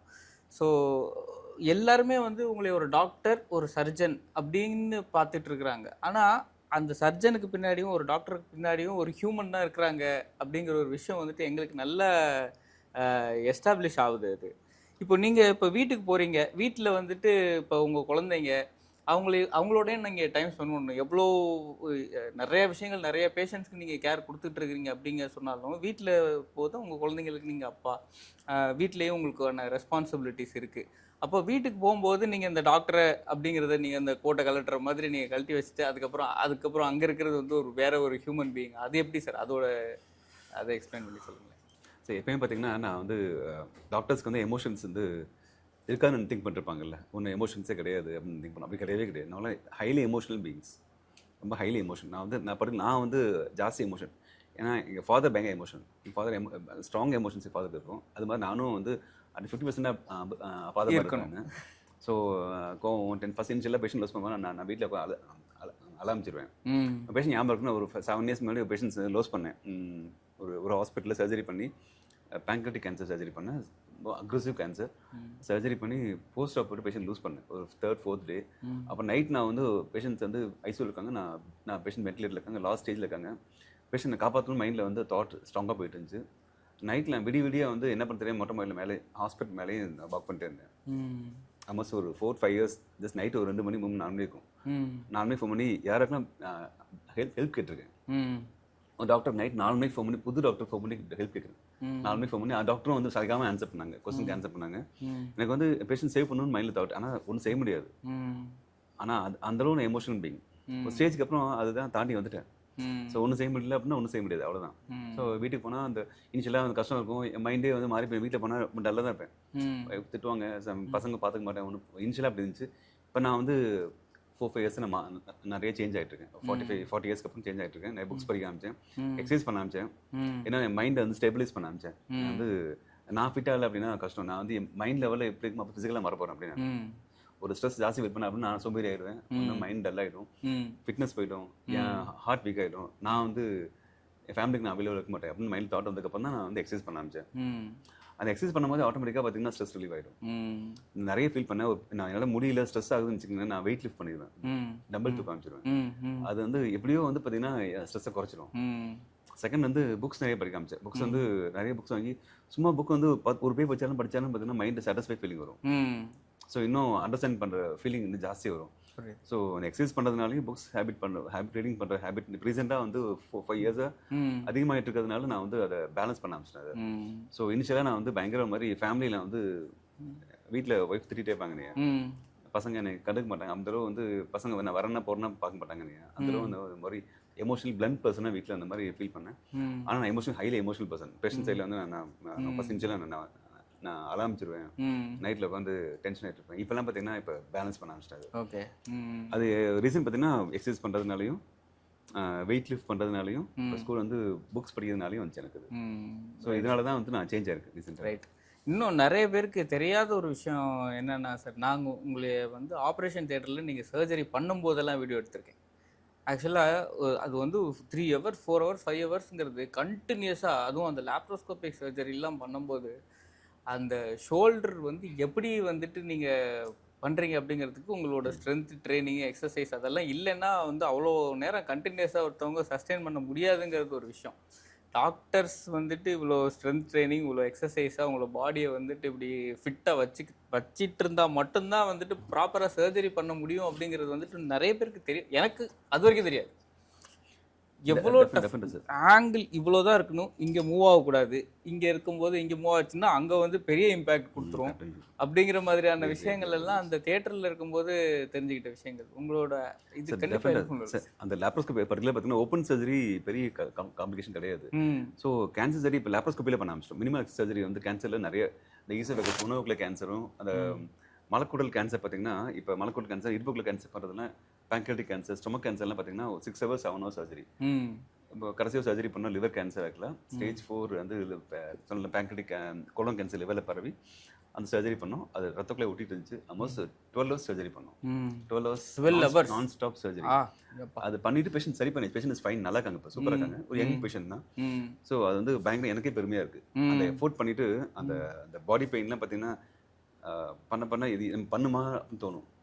ஒரு ஸ்டேஜில் பார்த்தீங்கன்னா ஒரு பேஷண்ட் சர்ஜரி பண்ணோம், உணவு குழாய் பக்கத்தில் சுற்றி ஒரு பெரிய கட்டி 12 cm கட்டி இருந்துல செஸ்ட்டில் சுப்பீரியர் மீடியஸ்ன்னு சொல்லுவோம். மேல் இதில் செஸ்ட்டில் ஓட்ட போட்டு ஹோல்ட் பண்ணி சர்ஜரி பண்ணி அது டெக்ஸ்ட் புக்கில் டிஸ்கிரைப் பண்ணதே கிடையாது. எந்த லிட்ரேச்சர்லையும் வேர்ல்டு லெவலில் இந்த மாதிரி ஒரு டியூமரை பண்ணது மாதிரி எந்த இதுவும் கிடையாது. இன்னும் பப்ளிஷ் பண்ணல. இன்னும் ஒரு யங் பேஷண்ட் தான். அது தொரக்கோஸ்கோபிக் சர்ஜரி ஓட்ட போட்டு அதை ரிமூவ் பண்ணோம். பண்ணிட்டு அது திரும்பி நினச்சி பார்த்தா எனக்கே பயமாக இருக்குது. எப்படி நான் அதை தாண்டி வந்தேன், எப்படி மைண்டில் எப்படி பவர் இருந்துச்சு இன்னும் தெரியல எனக்கு. ஸோ அதில் வந்து ஆட்டோமேட்டிக்காக உள்ளே போனால் அந்த ஃபீலிங் வந்துடும். அது ரீசன் பார்த்தீங்கன்னா இனிஷியலாக வந்து சர்ஜரி பண்ணிட்டு படுத்துருவேன், முடியாது என்னால். கை கால் வலி வரும், பாடி பெயின் இருக்கும், பேராசிட்டமால் மாத்திரை போட்டு வலி மாத்திரை போட்டு நைட்டில் ஓட்டுற மாதிரி இருக்கும். அதுக்கப்புறம் தான் வந்து வெயிட் ட்ரைனிங் பண்ண ஆரம்பிச்சதுக்கப்புறம் தான் ஓரளவு வந்து ஷோல்டர் ஸ்ட்ரென்த் வர ஆரம்பிச்சது. அது ஷோல்டர் சொன்ன மாதிரி வந்து ஸ்டிஃப்னஸ் வந்து ஷோல்டர் க்ளோஸாக வச்சுக்கணும், கால் நிற்கணும். ஒரு காலில் வந்து அந்த எனர்ஜி டிவைஸ் காலில் இருக்கும், காலில் ஒரு காலில் சப்போர்ட் பண்ணிட்டு ஒரு காலிலே நிற்கிற மாதிரி இருக்கும். அது 10 hours 12 hours அப்படி நிற்கிற மாதிரி இருக்கும். ஷோல்டர் ஸ்ட்ரெயின் கழுத்து அந்த கேமரா வந்து மேலே இருக்கும். ஸோ இதை பார்த்துட்டு கையை ஸ்டிஃபாக வச்சுட்டு சர்ஜரி பண்ணும்போது ஆட்டோமேட்டிக்காக இம்பாக்ட் ஜாஸ்தி இருக்கும். அதுக்கப்புறம் தான் நான் வந்து ஷோல்டர் ஸ்ட்ரெயின் ஸ்ட்ரென்த் கொடுக்க ஆரம்பிச்சேன். ஸோ இப்போ வந்து பார்த்தீங்கன்னா அது பெரிய கஷ்டமாக தெரியல எனக்கு. ஸோ அது நான் தாண்டி வந்துட்டாரு. இப்போ ஃபெல்லோ சர்ஜன்ஸ்க்கும் சொல்கிறது தான், நீங்கள் சர்ஜரி பண்ணுங்கள், கேரியரில் அட்வான்ஸ் ஆகுங்க, ஆனால் இம்பார்ட்டன்ட் திங் வந்து ஸ்ட்ரென்த் ட்ரைனிங் மட்டும் நீங்கள் விடாதீங்க. ஸோ எக்ஸசைஸ் பண்ணுங்கள், ஃபிட்னஸ் மெயின்டைன் பண்ணுங்கள், தூங்க நல்லா ரிலாக்ஸ் பண்ணுங்கள். சேம் டைம் வந்து ஃபிட்னஸ் அந்த ஸ்ட்ரென்த் ட்ரைனிங் ஷோல்டர் ஸ்ட்ரென்த்தை இம்ப்ரூவ் பண்ணுங்கள். ஸோ புக்ஸ் நிறைய படிங்க, மைண்டை பேலன்ஸ்டாக வச்சுக்கோங்க. இது எல்லாமே தான் இம்பார்ட்டன்ட். ஃபெல்லோ சர்ஜன்ஸ்க்கும் ஜூனியர்ஸ்க்கு சீனியர்ஸ்க்கு எல்லாம் சொல்ல விரும்புகிற ஒரே விஷயம் தான், டாக்டர்ஸும் வந்து ஈஸியாக மாடல்ஸ் தான். அவங்களும் வந்து லைஃப்லாம் அவங்களும் வந்து இருக்க போகிறதில்ல. சொல்ல போனால் டாக்டர்ஸ் வந்து லைஃப் ஸ்பேன் கம்மி, ஜெனரல் பப்ளிஷ் 5 years கம்மி சார். இது ஃப்ராங்க் ஸ்டடி சொல்லுது சார். மற்ற ஜெனரல் பப்ளிஷன் வந்து டாக்டர்ஸ்க்கு 5 years கம்மி, பட் சர்ஜன்ஸ்க்கு வந்து கம்மி. ஸோ இந்த சர்ஜரி கேரியர் வந்து நல்லா இருக்கணும், ஸ்கில் நல்லா இருக்கணும், லைஃப் லாங் ஹெல்த்தியாக இருக்கணும், ஃபேமிலிக்கு நம்ம அவைலபிளாக இருக்கணும் அப்படின்னா ஃபெல்லோ சர்ஜன்ஸ் அது கேன்சர் சர்ஜன்ஸ் வந்து டெஃபினட்டாக வந்து அந்த ஸ்ட்ரென்த் ட்ரைனிங் பண்ணியே ஆகணும். தூக்கத்தை ஸ்பாயில் பண்ணணும், நைட்டில் வந்து விடி சர்ஜரி பண்ணுறதை அவாய்ட் பண்ணணும், எக்ஸசைஸ் பண்ணணும். அதான் இம்பார்ட்டன்ட். எப்பவுமே மிஸ் பண்ணவே பண்ணாதீங்க, அது இம்பார்ட்டன்ட் திங்.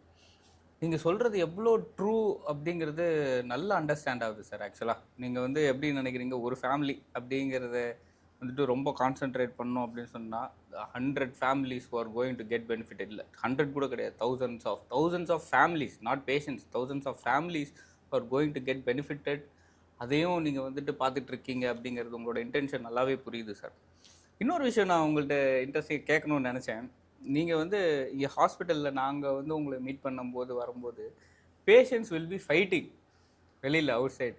ஏன்னா ஒரு பேஷண்ட் போனாங்கன்னா you are taking more than 20 minutes 25 minutes to consult அப்படிங்கிறது மாதிரி இருக்கும். ஏன்னா பின்னாடி இருக்கிறவங்க வர்றவங்க வெயிட் பண்ணுறவங்களுக்கு பொறுமையே இருக்க மாட்டேங்குது.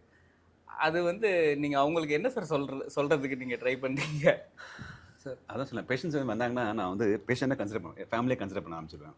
ஸோ அவங்க ஆட்டோமேட்டிக்காக கேட்கும்போது அவங்க என்ன லைஃப் ஸ்டைல் மிஸ் பண்ணுறாங்கன்னு திங்க் பண்ணுவோம் சார். இது பேஷண்ட் வந்து ஏன் மருந்து பேஷண்ட் என்ன வராங்க, ஏன் வியாதி வருது அவங்களுக்கு, ஏன்னா ஏதோ லைஃப் ஸ்டைல் மிஸ்டேக் பண்ணுறாங்க வியாதி வருது. இப்படி தான் நான் திங்க் பண்ணுவேன். டயட்டில் மிஸ்டேக் பண்ணுறாங்க, அவங்க ஃபுல்லாக அவங்க பேச வருவோம் சார். அவங்க பேசுவாங்க, கஷ்டம் சொல்லிட்டு இருப்பாங்க, சொல்லிட்டு எமோஷனலாக சமயத்தில் ஷேர் பண்ணிப்பாங்க. அது சொல்லும் போதே அவங்க மைண்ட் ஃப்ரீ ஆகிடும். மேபி அந்த பிரச்சனை பாதி சால்வ் ஆகிடும் சார். அது நான் கேட்டுட்டு உட்காந்து பொறுமையாக கேட்பேன். எல்லாத்தையும் இன்டர்ஃபியர் பண்ணவே மாட்டேன். ஆனால் என்ன விஷயம்னா அதுக்கப்புறம் வந்து அந்த பேஷண்ட்ஸை வந்து அதுலேயே க்ளூ கிடைக்கும். பேஷண்ட் சொல்லும் போதே வந்து சொல்லிட்டு இருப்பாங்க, ஏதாவது ஒரு சின்ன மிஸ்டேக் பண்ணிப்பாங்க, அது அவங்க தெரியாமல் மிஸ்டேக் பண்ணிப்பாங்க. சிம்பிள் திங் சூ பண்ண மாட்டாங்க மக்கள், மென்னு சாப்பிட மாட்டாங்க. மென்னு சாப்பிட்றதே பக்கம் ரிமைண்ட் பண்ணுறதுக்கு மாதிரி இப்போ சூழ்நிலை இப்போ ஜாஸ்தி இருக்குது. நம்ம ஹியூமன் மட்டும்தான் வந்து மென்னு சாப்பிட்ற ஹேபிட்டை மறந்துட்டோம். மற்ற அனிமல்ஸ் சிங்கத்துலேருந்து எறும்புலேருந்து எல்லாம் மென்னு சாப்பிடுது. மனுஷன் மட்டும்தான் மென்னு சாப்பிட்றத ஒரு அந்த தாட்டே விட்டாங்க. ஏன்னா நம்ம பேசிக்கான லைஃப் ஃபவுண்டேஷனே வந்து சாப்பிட்றது மட்டும்தான். ஆமாம், அதுக்கப்புறம் தான் பணம் சம்பாதிக்கிறது, ஸ்டேட்டஸு, அது லக்ஸரிஸ் எல்லாம் நெக்ஸ்ட் தான். மக்கள் அதை மெல்றதை மக்கள் மறந்துட்டாங்க. அதை ரிமைண்ட் பண்ண வேண்டிய இன்னொன்று டிவி பார்த்துட்டே சாப்பிட்றது, மொபைல் ஃபோன் பார்த்துட்டே சாப்பிட்றது. ஒரு வேலையை பண்ணும்போது அந்த வேலையை மட்டும் தான் பண்ணணும். மல்டி டாஸ்கிங் பண்ண மக்கள் பண்ண ஆரம்பிச்சிட்டாங்க. அது பண்ணக்கூடாது. சிங்கிள் டாஸ்க்கு நம்ம வேலையை மைண்டை ஃபுல்லாக செலுத்தி பண்ணாதான் அந்த வேலை கம்ப்ளீட்டாக நடக்கும். பர்டிகுலராக வந்து சாப்பாடு ஜீரணம் வந்து எவ்வளோ பெரிய முக்கியமான விஷயம். சாப்பாடு சாதாரண விஷயம் கிடையாது. நீங்கள் காம்ப்ளிகேட்டாக ஒரு ப்ரோக்ராம் பண்ணுறதை விட இம்பார்ட்டன்ட் திங் வந்து சாப்பாடு சாப்பிடும்போது நடக்குது. அது இன்ட்ரிகேட் ப்ராசஸ் நடக்குது. அதை நம்ம அண்டர்ஸ்டாண்ட் பண்ணிக்கணும். இது பேஷண்ட் சொல்லும் போது எல்லாம் சொல்லி புரிய வைக்கணும் அவங்களுக்கு. செகண்ட் வந்து எமோஷனலாக டவுன் ஆகிப்பாங்க. கேன்சர் பேஷண்ட்லாம் அவங்க வந்து எமோஷன் இப்போ கொடுத்துனா வெளில அனுப்பிச்சிடணும். என்கிட்ட பேஷண்ட் தேடி வரதும் இதுக்காக தான் வராங்க என்கிட்ட. ஸோ உட்காந்து பேசுவேன்னு சொல்லி தான் மக்கள் ஃபீல் எமோஷனலாக நான் கேட்பேன்னு சொல்லி தான் வராங்க என்கிட்ட. அப்போ அவங்க அண்டர்ஸ்டாண்ட் பண்ணிக்கணும். வெளியில் மக்கள் எதுக்காக தான் வராங்கன்னு திங்க் பண்ணும்போது அவங்க உள்ள உட்காந்து ஒரு half an hour 1 hour spend பண்ணுவாங்க என்கிட்ட. அவங்க வெளில வந்து சமயத்தில் மிஸ் அண்டர்ஸ்டாண்டிங் வரும், ஸ்டாஃப் ஆர்கியூ பண்ணிருப்பாங்க. நான் சொல்கிறது தான், நம்ம ஒரு பொலிட்டிஷியன் பார்க்க போகிறோம், சினிமா படத்துக்கு போகிறோம், எவ்வளோ டைம் வேஸ்ட் பண்ணுறோம். ஹாஸ்பிட்டல் மட்டும் என்ன திங்க் பண்ணுறாங்கன்னா ஒரு சுவிட்ச் தட்டுற மாதிரி டாக்டர் பார்க்கணும்னு திங்க் பண்ணுறாங்க. அதுவும் ஒரு நீங்கள் ஆஸ்திரேலியாவோ யூஎஸ்ஓ போனீங்கன்னா எக்ஸாக்ட்லி கேஸ்ட்ரோ டாக்டர் பார்க்கணும்னா 6 to 8 months வெயிட்டிங் டைம். நினச்ச மக்கள் ஆப்பிள் ஃபோன் பண்ணி கேட்டு உடனே வந்துடுறாங்க, உட்காந்துடுறாங்க. வந்துட்டு அந்த 1 day வந்து இதுக்குன்னு ஸ்பெண்ட் பண்ண மாட்டேங்கிறாங்க. இதுக்கு தான் பார்க்க வராங்க. லைஃப்பை சேஞ்ச் பண்ண போகிற ஒரு டெசிஷன் பண்ணுறாங்க அப்படின்னா அவர் ஒரு ஒரு 1 hour 2 hours ஸ்பெண்ட் பண்ணால் என்ன தப்பு? புரியுது. என் கொஸ்டின் தான். புரியுது. நான் வந்து இப்போ நான் ஹாஸ்பிட்டல் போயிருந்தேன். நான் ரீசெண்டாக நீ சர்ஜரி பண்ணியிருந்தேன். நீல வந்து ஒரு மெனிஸ்கல் டியர். நான் போனேன் மார்னிங் 9 போனேன். அப்போ 9 ஃபிக்ஸ் பண்ணியிருந்தாங்க. நான் வந்து நான் தெரிஞ்ச டாக்டர் தான் பார்க்க போனேன். அவர் 3 years வெயிட் பண்ணி தான் டாக்டர் பார்த்தேன். நான் எந்த கம்பெனியும் பண்ணவே இல்லை, உட்காந்து இருந்தேன். எல்லாம் சண்டை போட்டு நான் உட்காந்துட்டேன். புரியுது எனக்கு. டாக்டர்ஸ் வந்து பேஷண்ட்ஸை கன்வின்ஸ் பண்ணி புரிய வச்சு சடனாக ஒரு எமர்ஜென்சி கால் வரும், சடனாக ஒரு ஒரு ஒரு இம்பார்ட்டன்ட் கால் அட்டன் பண்ண மாதிரி இருக்கும், சர்ஜரி ஒரு அர்ஜென்ட் கால்ஸ் இருக்கும். ஒரு பேஷண்ட்ஸ்க்கே வந்து கன்வின்ஸ் பண்ண டைம் ஜாஸ்தி இருக்கும், பேஷண்ட்ஸ் புரிய டைம் ஜாஸ்தி வரும். இதனால வந்து டெஃபினட்டாக டிலே ஆகும். நான் அண்டர்ஸ்டாண்ட் பண்ணிட்டு நான் வந்து உட்காந்துருந்தேன் எனக்கு. இதே மாதிரி என்னோட அட்வைஸ் எல்லாம் பார்த்தீங்கன்னா பேஷண்ட்ஸ் வரும்போது கொஞ்சம் பொறுமையாக வந்து இருந்து பார்த்துட்டு போனாங்கன்னா பெட்டராக இருக்கும். இல்லைன்னா டாக்டர்ஸ் நிறைய பேர் இருக்காங்க, ரஷ் பண்ண டாக்டர் அவங்க கூட பார்த்துக்கலாம் போய். நான் ஒன்றும் சொல்லவே மாட்டேன். என்கிட்ட வராங்கன்னா என்கிட்ட எதுக்காக வராங்க, அந்த ஒரு ரீசனுக்காக தான் வராங்க. எமோஷன் சப்போர்ட் தருவேன்னு சொல்லி அந்த ரீசனுக்காக தான் வராங்க. அப்போ ஆட்டோமேட்டிக்காக வந்து அவங்க வெயிட் பண்ணணும். அப்புறம் தான் வந்து அவங்க பெனிஃபிட் ஃபுல்லாக கிடைக்கும் உங்களுக்கு. புரியுது சார், புரியுது சார். ரொம்ப சூப்பராக சொன்னீங்க சார். ஆக்சுவலாக இதுலேருந்து எனக்கு 2-3 விஷயங்கள் எனக்கு புரிய வருது. நீங்கள் என்ன சொல்கிறீங்க, ஒரு பேஷண்ட்டிட்ட பேசும்போது you are not just trying to solve, அவங்க சொல்கிற விஷயத்தை மட்டும் நம்ம வந்து அண்டர்ஸ்டாண்ட் பண்ணிக்கிட்டு அதை ட்ரீட் பண்ணணும் அப்படிங்கிறது இல்லாமல் அது எங்கேருந்து ஆரம்பிச்சிச்சு அப்படிங்கிற ரூட் காஸ் ஐடென்டிஃபை பண்ணுறதுக்கு நீங்கள் ட்ரை பண்ணுறீங்க. அதுக்கு it will take its own time அப்படிங்கிறது வந்துட்டு எனக்கு நல்லாவே புரியுது. இன்னொன்று 2வது வந்து நம்ம டாக்டர்ஸ் கிட்ட இருந்து நம்ம என்ன புரிஞ்சுக்கணும், இப்போ ஒரு பேஷண்ட் உள்ளே போகிறாங்க, 20 நிமிஷம் ஸ்பெண்ட் பண்ணுறாங்க. ஸ்பெண்ட் பண்ணினதுக்கு அப்புறமா நம்மளை ட்ரீட் பண்ணுறாங்க. வெளியில் நம்ம வந்து ஒரு 4வது ஆளை வெயிட் பண்ணோம்னா நம்ம கிட்டத்தட்ட 2 மணி நேரம் வெயிட் பண்ணணும் அப்படிங்கிறது. இதே நம்ம போய் உள்ளே உட்காந்துருக்கும் போது 5 நிமிஷத்தில் நீ வெளில போ அப்படின்னு சொன்னோம்னா அது வந்துட்டு என்ன இவ்வளோ பெரிய அது ப்ராப்ளம் தானே. நம்மளுக்கு தேவைங்கிறது. அப்போ நம்மளுக்கு தான் வந்துட்டு டாக்டர்ஸ் தேவை. ஆக்சுவலாக டாக்டர்ஸ்க்கு நம்ம தேவை கிடையாது. நம்மளுக்கு நம்ம ஒரு ஒரு ஒரு டிசீஸோடு நம்ம போகிறோம். அதுலேருந்து ஒரு க்யூருக்கு நம்ம வந்துட்டு அவங்க வந்து ஹெல்ப் பண்ணுறாங்க அப்படிங்கிற பட்சத்தில், so it is our responsibility to patiently wait and understand doctors better. So that அவங்களுக்கு அந்த டைமை கொடுத்து நம்மளோட ரூட் காஸ் ஐடென்டிஃபை பண்ணி நம்ம க்யூர் பண்ணிக்கிறதுங்கிறது நம்மளோட ரெஸ்பான்சிபிலிட்டி. இது 2வது. 3வது என்னென்னா, there was a time, say for example ஒரு தொராசிக் கார்டியோதொராசிக் சர்ஜரி அப்படிலாம் பண்ணும்போது இங்கே இந்தியாவில் ஃபெசிலிட்டியே இல்லாமல் இங்கேருந்து யூஎஸ்க்கு போய் அங்கேருந்து ட்ரீட் பண்ணிவிட்டு அதுக்கப்புறம் திரும்பி வர்றது, அதுவும் that is only for the affordable. ரொம்ப ரொம்ப வெல்தியான பீப்புளுக்கு மட்டும்தான் அதை அஃபோர்ட் பண்ண முடியும் அப்படிங்கிற மாதிரியான சிச்சுவேஷன் மாறி இப்போது மெடிக்கல், அதுவும் எஸ்பெஷலி இன் தமிழ்நாடுல வந்துட்டு நம்மளுக்கு availability of specialists, not normal doctors. ஒரு ஸ்பெஷலிஸ்டே வந்துட்டு இவ்வளோ ஈஸியாக நம்ம இன்னைக்கு பார்க்கணும்னு நினச்சோம்னா இன்றைக்கி போய் பார்த்துடலாம். அந்த மாதிரி ரெடிலி அவைலபிள் இருக்குது. அதுவும் நம்ம ஹாஸ்பிட்டலில் ஒரு பேஷண்ட்டை ட்ரீட் பண்ணுறதுக்கு ஒரு பேனல் ஆஃப் டாக்டர்ஸ் இருக்கிறோம். கரெக்டாக சார்? ஒரு கேன்சருங்கிறது ஒரு டிபார்ட்மெண்ட்டு. அதுக்கு வந்து என்ன ஒரு பேனல் ஆஃப் டாக்டர்ஸ், ஒரு சர்ஜிக்கல் ஆங்காலஜிஸ்ட் ஒருத்தவங்க இருக்காங்க, நீங்கள் ஜிஐ பார்க்குறதுக்கு நீங்கள் இருக்கீங்க, சுபாஷ் சார் ஜென்ரல் சர்ஜரிக்கே 2-3 பேர் இருக்கிறாங்க. அப்படிங்கும்போது எல்லாரும் அனலைஸ் பண்ணி ஒரு பேஷண்ட்டை நீங்கள் வந்து ட்ரீட் பண்ணுறதுக்கு எடுத்துக்கிற கேரு, அதுக்கு எவ்வளோ ப்ரெஷைஸாக நம்ம பண்ணுறது, ஜென்ரிக்காக நம்ம பண்ணுறது இல்லை அப்படிங்கிறதும் நம்ம கேள்விப்பட்டேன். எல்லாருக்குமே வந்து ஒரே மாதிரியான ட்ரீட்மெண்ட் கிடையாது. இப்போ எனக்கு ஒரு ட்ரீட்மெண்ட்டுன்னா எனக்கு அதே டிசீஸ் ஒரே பேர் டிசீஸாக இருந்தாலும் எனக்கு ட்ரீட்மெண்ட் வேறு, இன்னொருத்தருக்கு ட்ரீட்மெண்ட் வேறு அப்படிங்கிற மாதிரி பண்ணிகிட்டு இருந்தீங்க. ஸோ இதெல்லாம் அதுதான் சார் என்னோட நெக்ஸ்ட் கொஸ்டின். நீங்கள் இதை வந்து எவ்வளோ ப்ரிசைஸாக நீங்கள் கொண்டுட்டு போகிறீங்க? சரி, அதான் அந்த கேன்சர் கேர் பொறுத்த வரைக்கும் பார்த்தீங்கன்னா மெயின் திங் வந்து ஒரு டிபார்ட்மெண்ட் வைஸாக இப்போ ஜிஐ கேன்சர் தான் டைமில் பார்த்துக்குவேன். இப்போ வந்து மற்ற ஆங்காலஜிக் பேஷண்ட்ஸ்க்கு மற்ற கேன்சர் பேஷண்ட்ஸ் பார்க்க டாக்டர் வந்திருக்காங்க. ஸோ வந்து அவர் டாக்டர் அருண் டாக்டர் வந்திருக்காங்க. ஆக்சுவலாக அவர் டாடா ஹாஸ்பிட்டலில் அசாமில் இருந்து அங்கேயே ப்ராக்டிஸ் பண்ணி 10 இயர்ஸை ப்ராக்டிஸ் பண்ணி நம்ம ஹாஸ்பிட்டலுக்கு இங்கே சேம் மைண்ட் செட்டோட என்ன மாதிரி ஈக்குவலாக என்னோட பெட்டர் மைண்ட் செட்னு சொல்லலாம். அந்தளவு வந்து ஒரு ரைட் பர்சனை நம்ம ஹாஸ்பிட்டல் ஜாயின் பண்ணியிருக்காரு. ஸோ நம்ம பெரிய அசெட் மாதிரி எனக்கு அது வந்து பார்த்திங்கன்னா அந்த மற்ற cancers, breast cancer, thyroid cancer, head and neck cancers, pelvic cancers, மற்ற ஜிஐ கேன்சரும் அவரே சர்ஜரி பண்ணுவார். அந்தளவு வந்து ஒரு நல்ல ஸ்கில்ஃபுல் டீம் வந்து ஹாஸ்பிட்டலில் உள்ள இன்டெக்ட் பண்ணியிருக்கோம் இப்போ. ஸோ டெல்டா கேன்சர் ஃபவுண்டேஷனோட அந்த அந்த total cancer free cover delta அந்த ரீஜனை அந்த கொண்டு வரணும், லாங் டேர்ம் விஷன் ஷார்ட் டேர்மாக கொண்டு வரணும், கொண்டு வரணும் அப்படின்னா அந்த சர்ஜரி பண்ணுறதுக்கு அந்த ஃபெசிலிட்டி எல்லாமே நம்ம ஹாஸ்பிட்டலில் பல மடங்கு ஜாஸ்தி அதிகமாகிட்டே இருக்கும் இப்போ ரீசெண்டாக. ஸோ அது மக்களுக்கு வந்து மக்கள் அதை அண்டர்ஸ்டாண்ட் பண்ணிக்கணும். அது ஸோ அந்த அஃபோர்டபுள் பண்ண முடியாத மக்களுக்கும் வந்து எங்களால் முடிஞ்ச அளவு ஹெல்ப் பண்ண நாங்கள் தயாராக இருக்கும். இதை நான் மக்களுக்கு இந்த டைமில் தெரிய வைக்க விரும்புகிறேன்.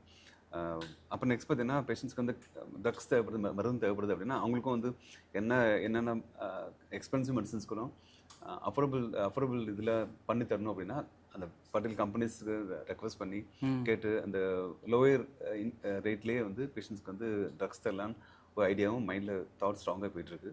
அது டெல்டா கேன்சர் ஃபவுண்டேஷன் மூலமாக ஃபண்ட்ஸ், பப்ளிக் ஃபண்ட்ஸோ இந்த பப்ளிக் இது ஃபண்டிங் மூலமாகவோ இல்லை வந்து சிஎஸ்ஐ மற்ற கம்பெனிஸ் மூலமாக கேட்டு ரெக்வஸ்ட் பண்ணி அவங்க மணி ஜஸ்ட் கொடுத்தா கூட இதை வந்து ஃபர்தராக வந்து நிறைய பேருக்கு பெனிஃபிட் பண்ணலாம். இந்த டெல்டா ரீஜனில் பொதுவாக அந்த ஃபார்மர்ஸ்க்கோ ஃபிஷர்மேன்க்கோ இந்த ரீஜனில் யாராக்கெல்லாம் பண்ண முடியலையோ கஷ்டமாக இருக்கோ அவங்களாம் நாங்கள் ஹெல்ப் பண்ண எங்களை ஆன முயற்சிகள்லாம் பண்ணிருக்கோம். அது டெஃபினட்டாக நல்லாவே போயிட்டுருக்கு. புரியுது சார், புரியுது. இன்னும் எனக்கு வந்து நிறைய பேருக்கு பண்ணணும்னா மைண்டில் இன்னும் அதை இன்னும் சொல்லி நிறைய இன்னும் பண்ணணும்னு அந்த தாட் வந்து அந்த ஒரு பணம் அந்த மணி ஏற்படுறதை விட ஜாஸ்தியான ஒரு வெரி ஜாஸ்தி இதில் இருக்குது.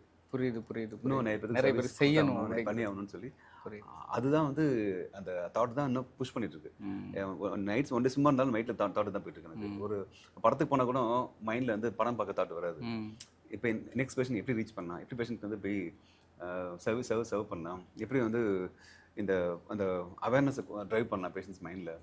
எப்படி வந்து ஒருத்தங்க இப்போ ரீசன் பார்த்தீங்கன்னா இப்போ ஏன் மக்கள் சீக்கிரம் வந்து கேன்சர் வந்து வருது? இப்போ லைஃப் ஸ்டைல் சரியில்லை, ஸ்ட்ரெஸ்ஸு, தூக்கம் சரியில்லை, ஃபுட் ஹேபிட் சரியில்லை. அதை எப்படி இன்னும் வந்து அந்த சின்ன குழந்தைங்கள்லேருந்தே அந்த அந்த அவேர்னஸ் கொண்டு போகணும்னு டிசைட் பண்ணி நிறைய ஸ்கூல் லெவல்லையும் வந்து அவேர்னஸ் கம்பெயின் பண்ணிட்டு இருக்கோம். ஸ்கூல் லெவலில், காலேஜ் லெவலில், ஃபேக்ட்ரி லெவலில் என்னென்ன முடியுமோ என்னால் முடிஞ்ச அளவு பண்ணிட்டுருக்கேன். மற்ற டாக்டர்ஸும் என் கூட சேர்ந்துட்டாங்கன்னா இன்னும் பெட்டராக இருக்கும். மற்ற பப்ளிக் ஃபிகர்ஸும் என் கூட வந்தாங்கன்னா இன்னும் பெட்டராக இருக்கும். ஸோ எனக்கு என்ன என்னால் முடிஞ்ச ரீச்சை நிறைய பேருக்கு ரீச் பண்ணோம் அப்படின்னா சப்போர்ட் நிறைய எனக்கு சப்போர்ட் நான் நிறைய பேருக்கு எதிர்பார்த்துட்ருக்கேன். அதுவும் வந்து டெஃபினட்டாக ஃப்யூச்சரில் இன்னும் பெருசாக பண்ணுவோன்னு. கண்டிப்பாக சார். ஸோ நம்மளோட ஸ்கூல் பிரின்சிபல்ஸ், இங்கே திருச்சியில் சுற்றி இருக்கிற கம்பெனி ஓனர்ஸ் எல்லாருமே வந்துட்டு சார் வந்து பேசணும் அப்படின்னு நினச்சிங்க அப்படின்னு சொன்னால் டெஃபினட்டாக நீங்கள் காண்டாக்ட் பண்ணுங்கள் sir. Sir will extend, sir மட்டும் கிடையாது, சாரோட ஒரு டீமே ஒர்க் பண்ணிகிட்ருக்குறாங்க.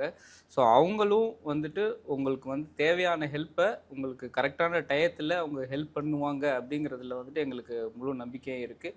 இது வந்து சார் வந்து ஒரு கேன்சர் பேஷண்ட்டை வந்துட்டு ட்ரீட் பண்ணணும் அப்படிங்கிறது நினைக்கல, கேன்சரே வராமல் தடுக்கணும் அப்படிங்கிறது தான் அவங்களோட நோக்கமாக இருக்குது. ஸோ ப்ரிவென்ஷன் அப்படிங்கிறது தான் எல்லா ஸ்கூல்லேயும் நம்ம சொல்லிக் கொடுக்குற ஃபஸ்ட்டு ப்ராவப் என்னது, prevention is better than cure அப்படிங்கிறது. ஸோ ப்ரிவென்ஷனை நோக்கி நம்ம போயிட்டுருக்குறோம். ஸோ அதுக்கு தேவையான அவேர்னஸ் வந்துட்டு வீட்டிலேருந்து தான் நம்மளோட ஸ்டார்ட் பண்ணணும். ஸ்கூல்லேருந்து நம்ம ஸ்டார்ட் பண்ணலாம். ஸோ நீங்கள் டீச்சர்ஸாக இருந்தீங்கன்னாலும் சரி, ஒரு ஸ்டூடெண்ட்டாக இருந்தீங்கன்னாலும் சரி, அவங்க எல்லாருமே இந்த ஒரு உயரிய நோக்கத்துக்கு நீங்கள் உங்களுக்கு தேவையான ஹெல்ப்பை நீங்கள் டெஃபினட்டாக நீங்கள் பண்ணுவீங்க அப்படிங்கிறது வந்துட்டு நான் நம்புகிறேன். கண்டிப்பாக வந்துட்டு டெல்டா கேன்சர் ஃபவுண்டேஷன் உங்களோட கூட இந்த ஒரு பயணத்தில் வந்துட்டு உங்களுக்கு கண்டிப்பாக கூட நிற்கும். இந்த கேன்சர் ஃப்ரீ காவேரி டெல்டா அப்படிங்கிற அந்த மிஷனுக்கு நீங்கள் வந்து உங்களோட ஸ்பெஷலைசேஷனை மட்டும் நீங்கள் கொடுக்கல. நீங்கள் ஸ்பெஷலைசேஷன் கூட சொல்லக்கூடாது, இது சூப்பர் ஸ்பெஷாலிட்டி இல்லைங்களா? இது வந்து ஸ்பெஷலிஸ்ட்டு, அதுக்கப்புறம் சூப்பர் ஸ்பெஷலிஸ்ட்டுங்கிறது வந்துட்டு ஒரு ஒரு ஒரு நெக்ஸ்ட் ரேஞ்ச். அந்த சூப்பர் ஸ்பெஷலிஸ்ட் டாக்டர்ஸை வந்துட்டு you are making available for everybody.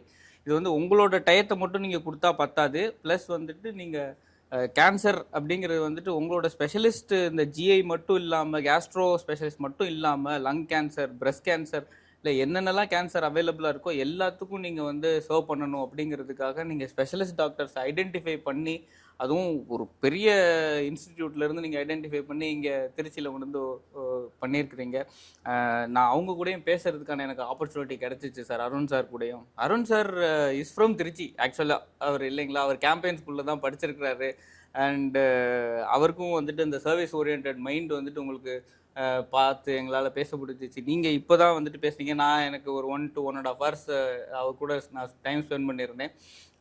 Exactly உங்களோட மைண்ட் செட்டும் அவரோட மைண்ட் செட்டும் ஒரே மாதிரியான மைண்ட் செட்டாக இருக்குது ஆக்சுவலாக. அது எப்படி எங்கேருந்து நீங்கள் பிடிச்சிங்கிறது தெரியல. அவர் அஸ்ஸாமில் ஒர்க் பண்ணிட்டு இருந்துருக்கிறாரு இவ்வளோ நாள், அதுவும் அவர் ட்ரைப் ஏரியாவில் அப்படி இருந்துட்டு இருக்கிறாரு.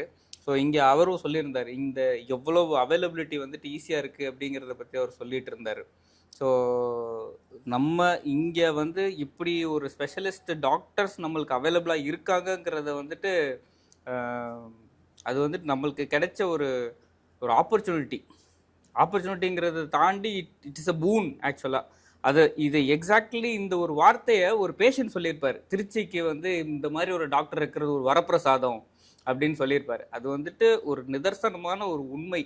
அதை வந்துட்டு நம்ம எந்த அளவுக்கு ஆப்பர்ச்சுனிட்டியை நம்ம அவைல் பண்ணிக்கிறோம், அதை பயன்படுத்தி நிறைய மக்களுக்கு கொண்டுட்டு போய் சேர்க்குறோம் அப்படிங்கிறது தான் வந்துட்டு இந்த கான்வர்சேஷனோட ஒரு ஒரு ஃபுல் நோக்கம், ஒரு எய்மு, அது ஒரு அது இப்போ சார் வந்து ஒரு லட்சியத்தோட, ஒரு குறிக்கோளோட கேன்சர் ஃப்ரீ காவேரி டெல்டா அப்படிங்கிற ஒரு பயங்கரமான ஒரு மிஷனோட நம்ம வந்து ட்ராவல் பண்ணிகிட்ருக்கோம்.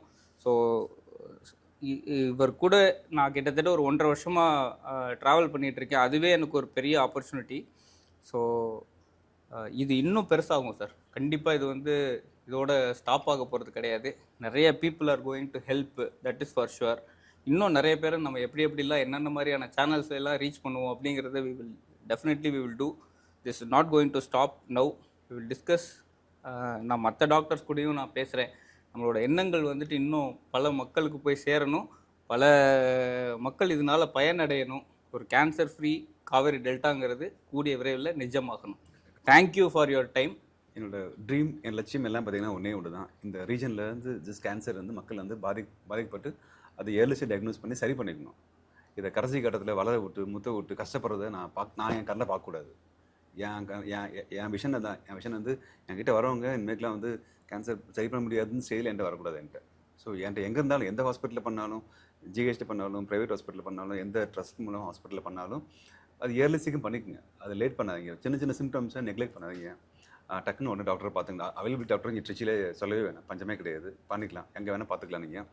அது என் மூலமாக அவேர்னஸ் நான் ஜாஸ்தி பண்ணிட்டு நான் நிற்க போகிறதில்ல. எவ்வளோ இருந்தாலும் நான் வந்து எவ்வளோ தடவை இருந்தாலும் நான் ஸ்டாப் பண்ண போகிறதில்ல. நான் பண்ணிட்டு தான் போகிறேன். ஸோ அது மாதிரி என் சைடில் வந்து ஹெல்ப்பும் வந்து நான் எப்போவுமே நான் வந்து முடிவையாக நான் வந்து என்ன என் எக்ஸ்டென்ஸும் ஹெல்ப் பண்ணுறேன். நான் தயாராக இருப்பேன்.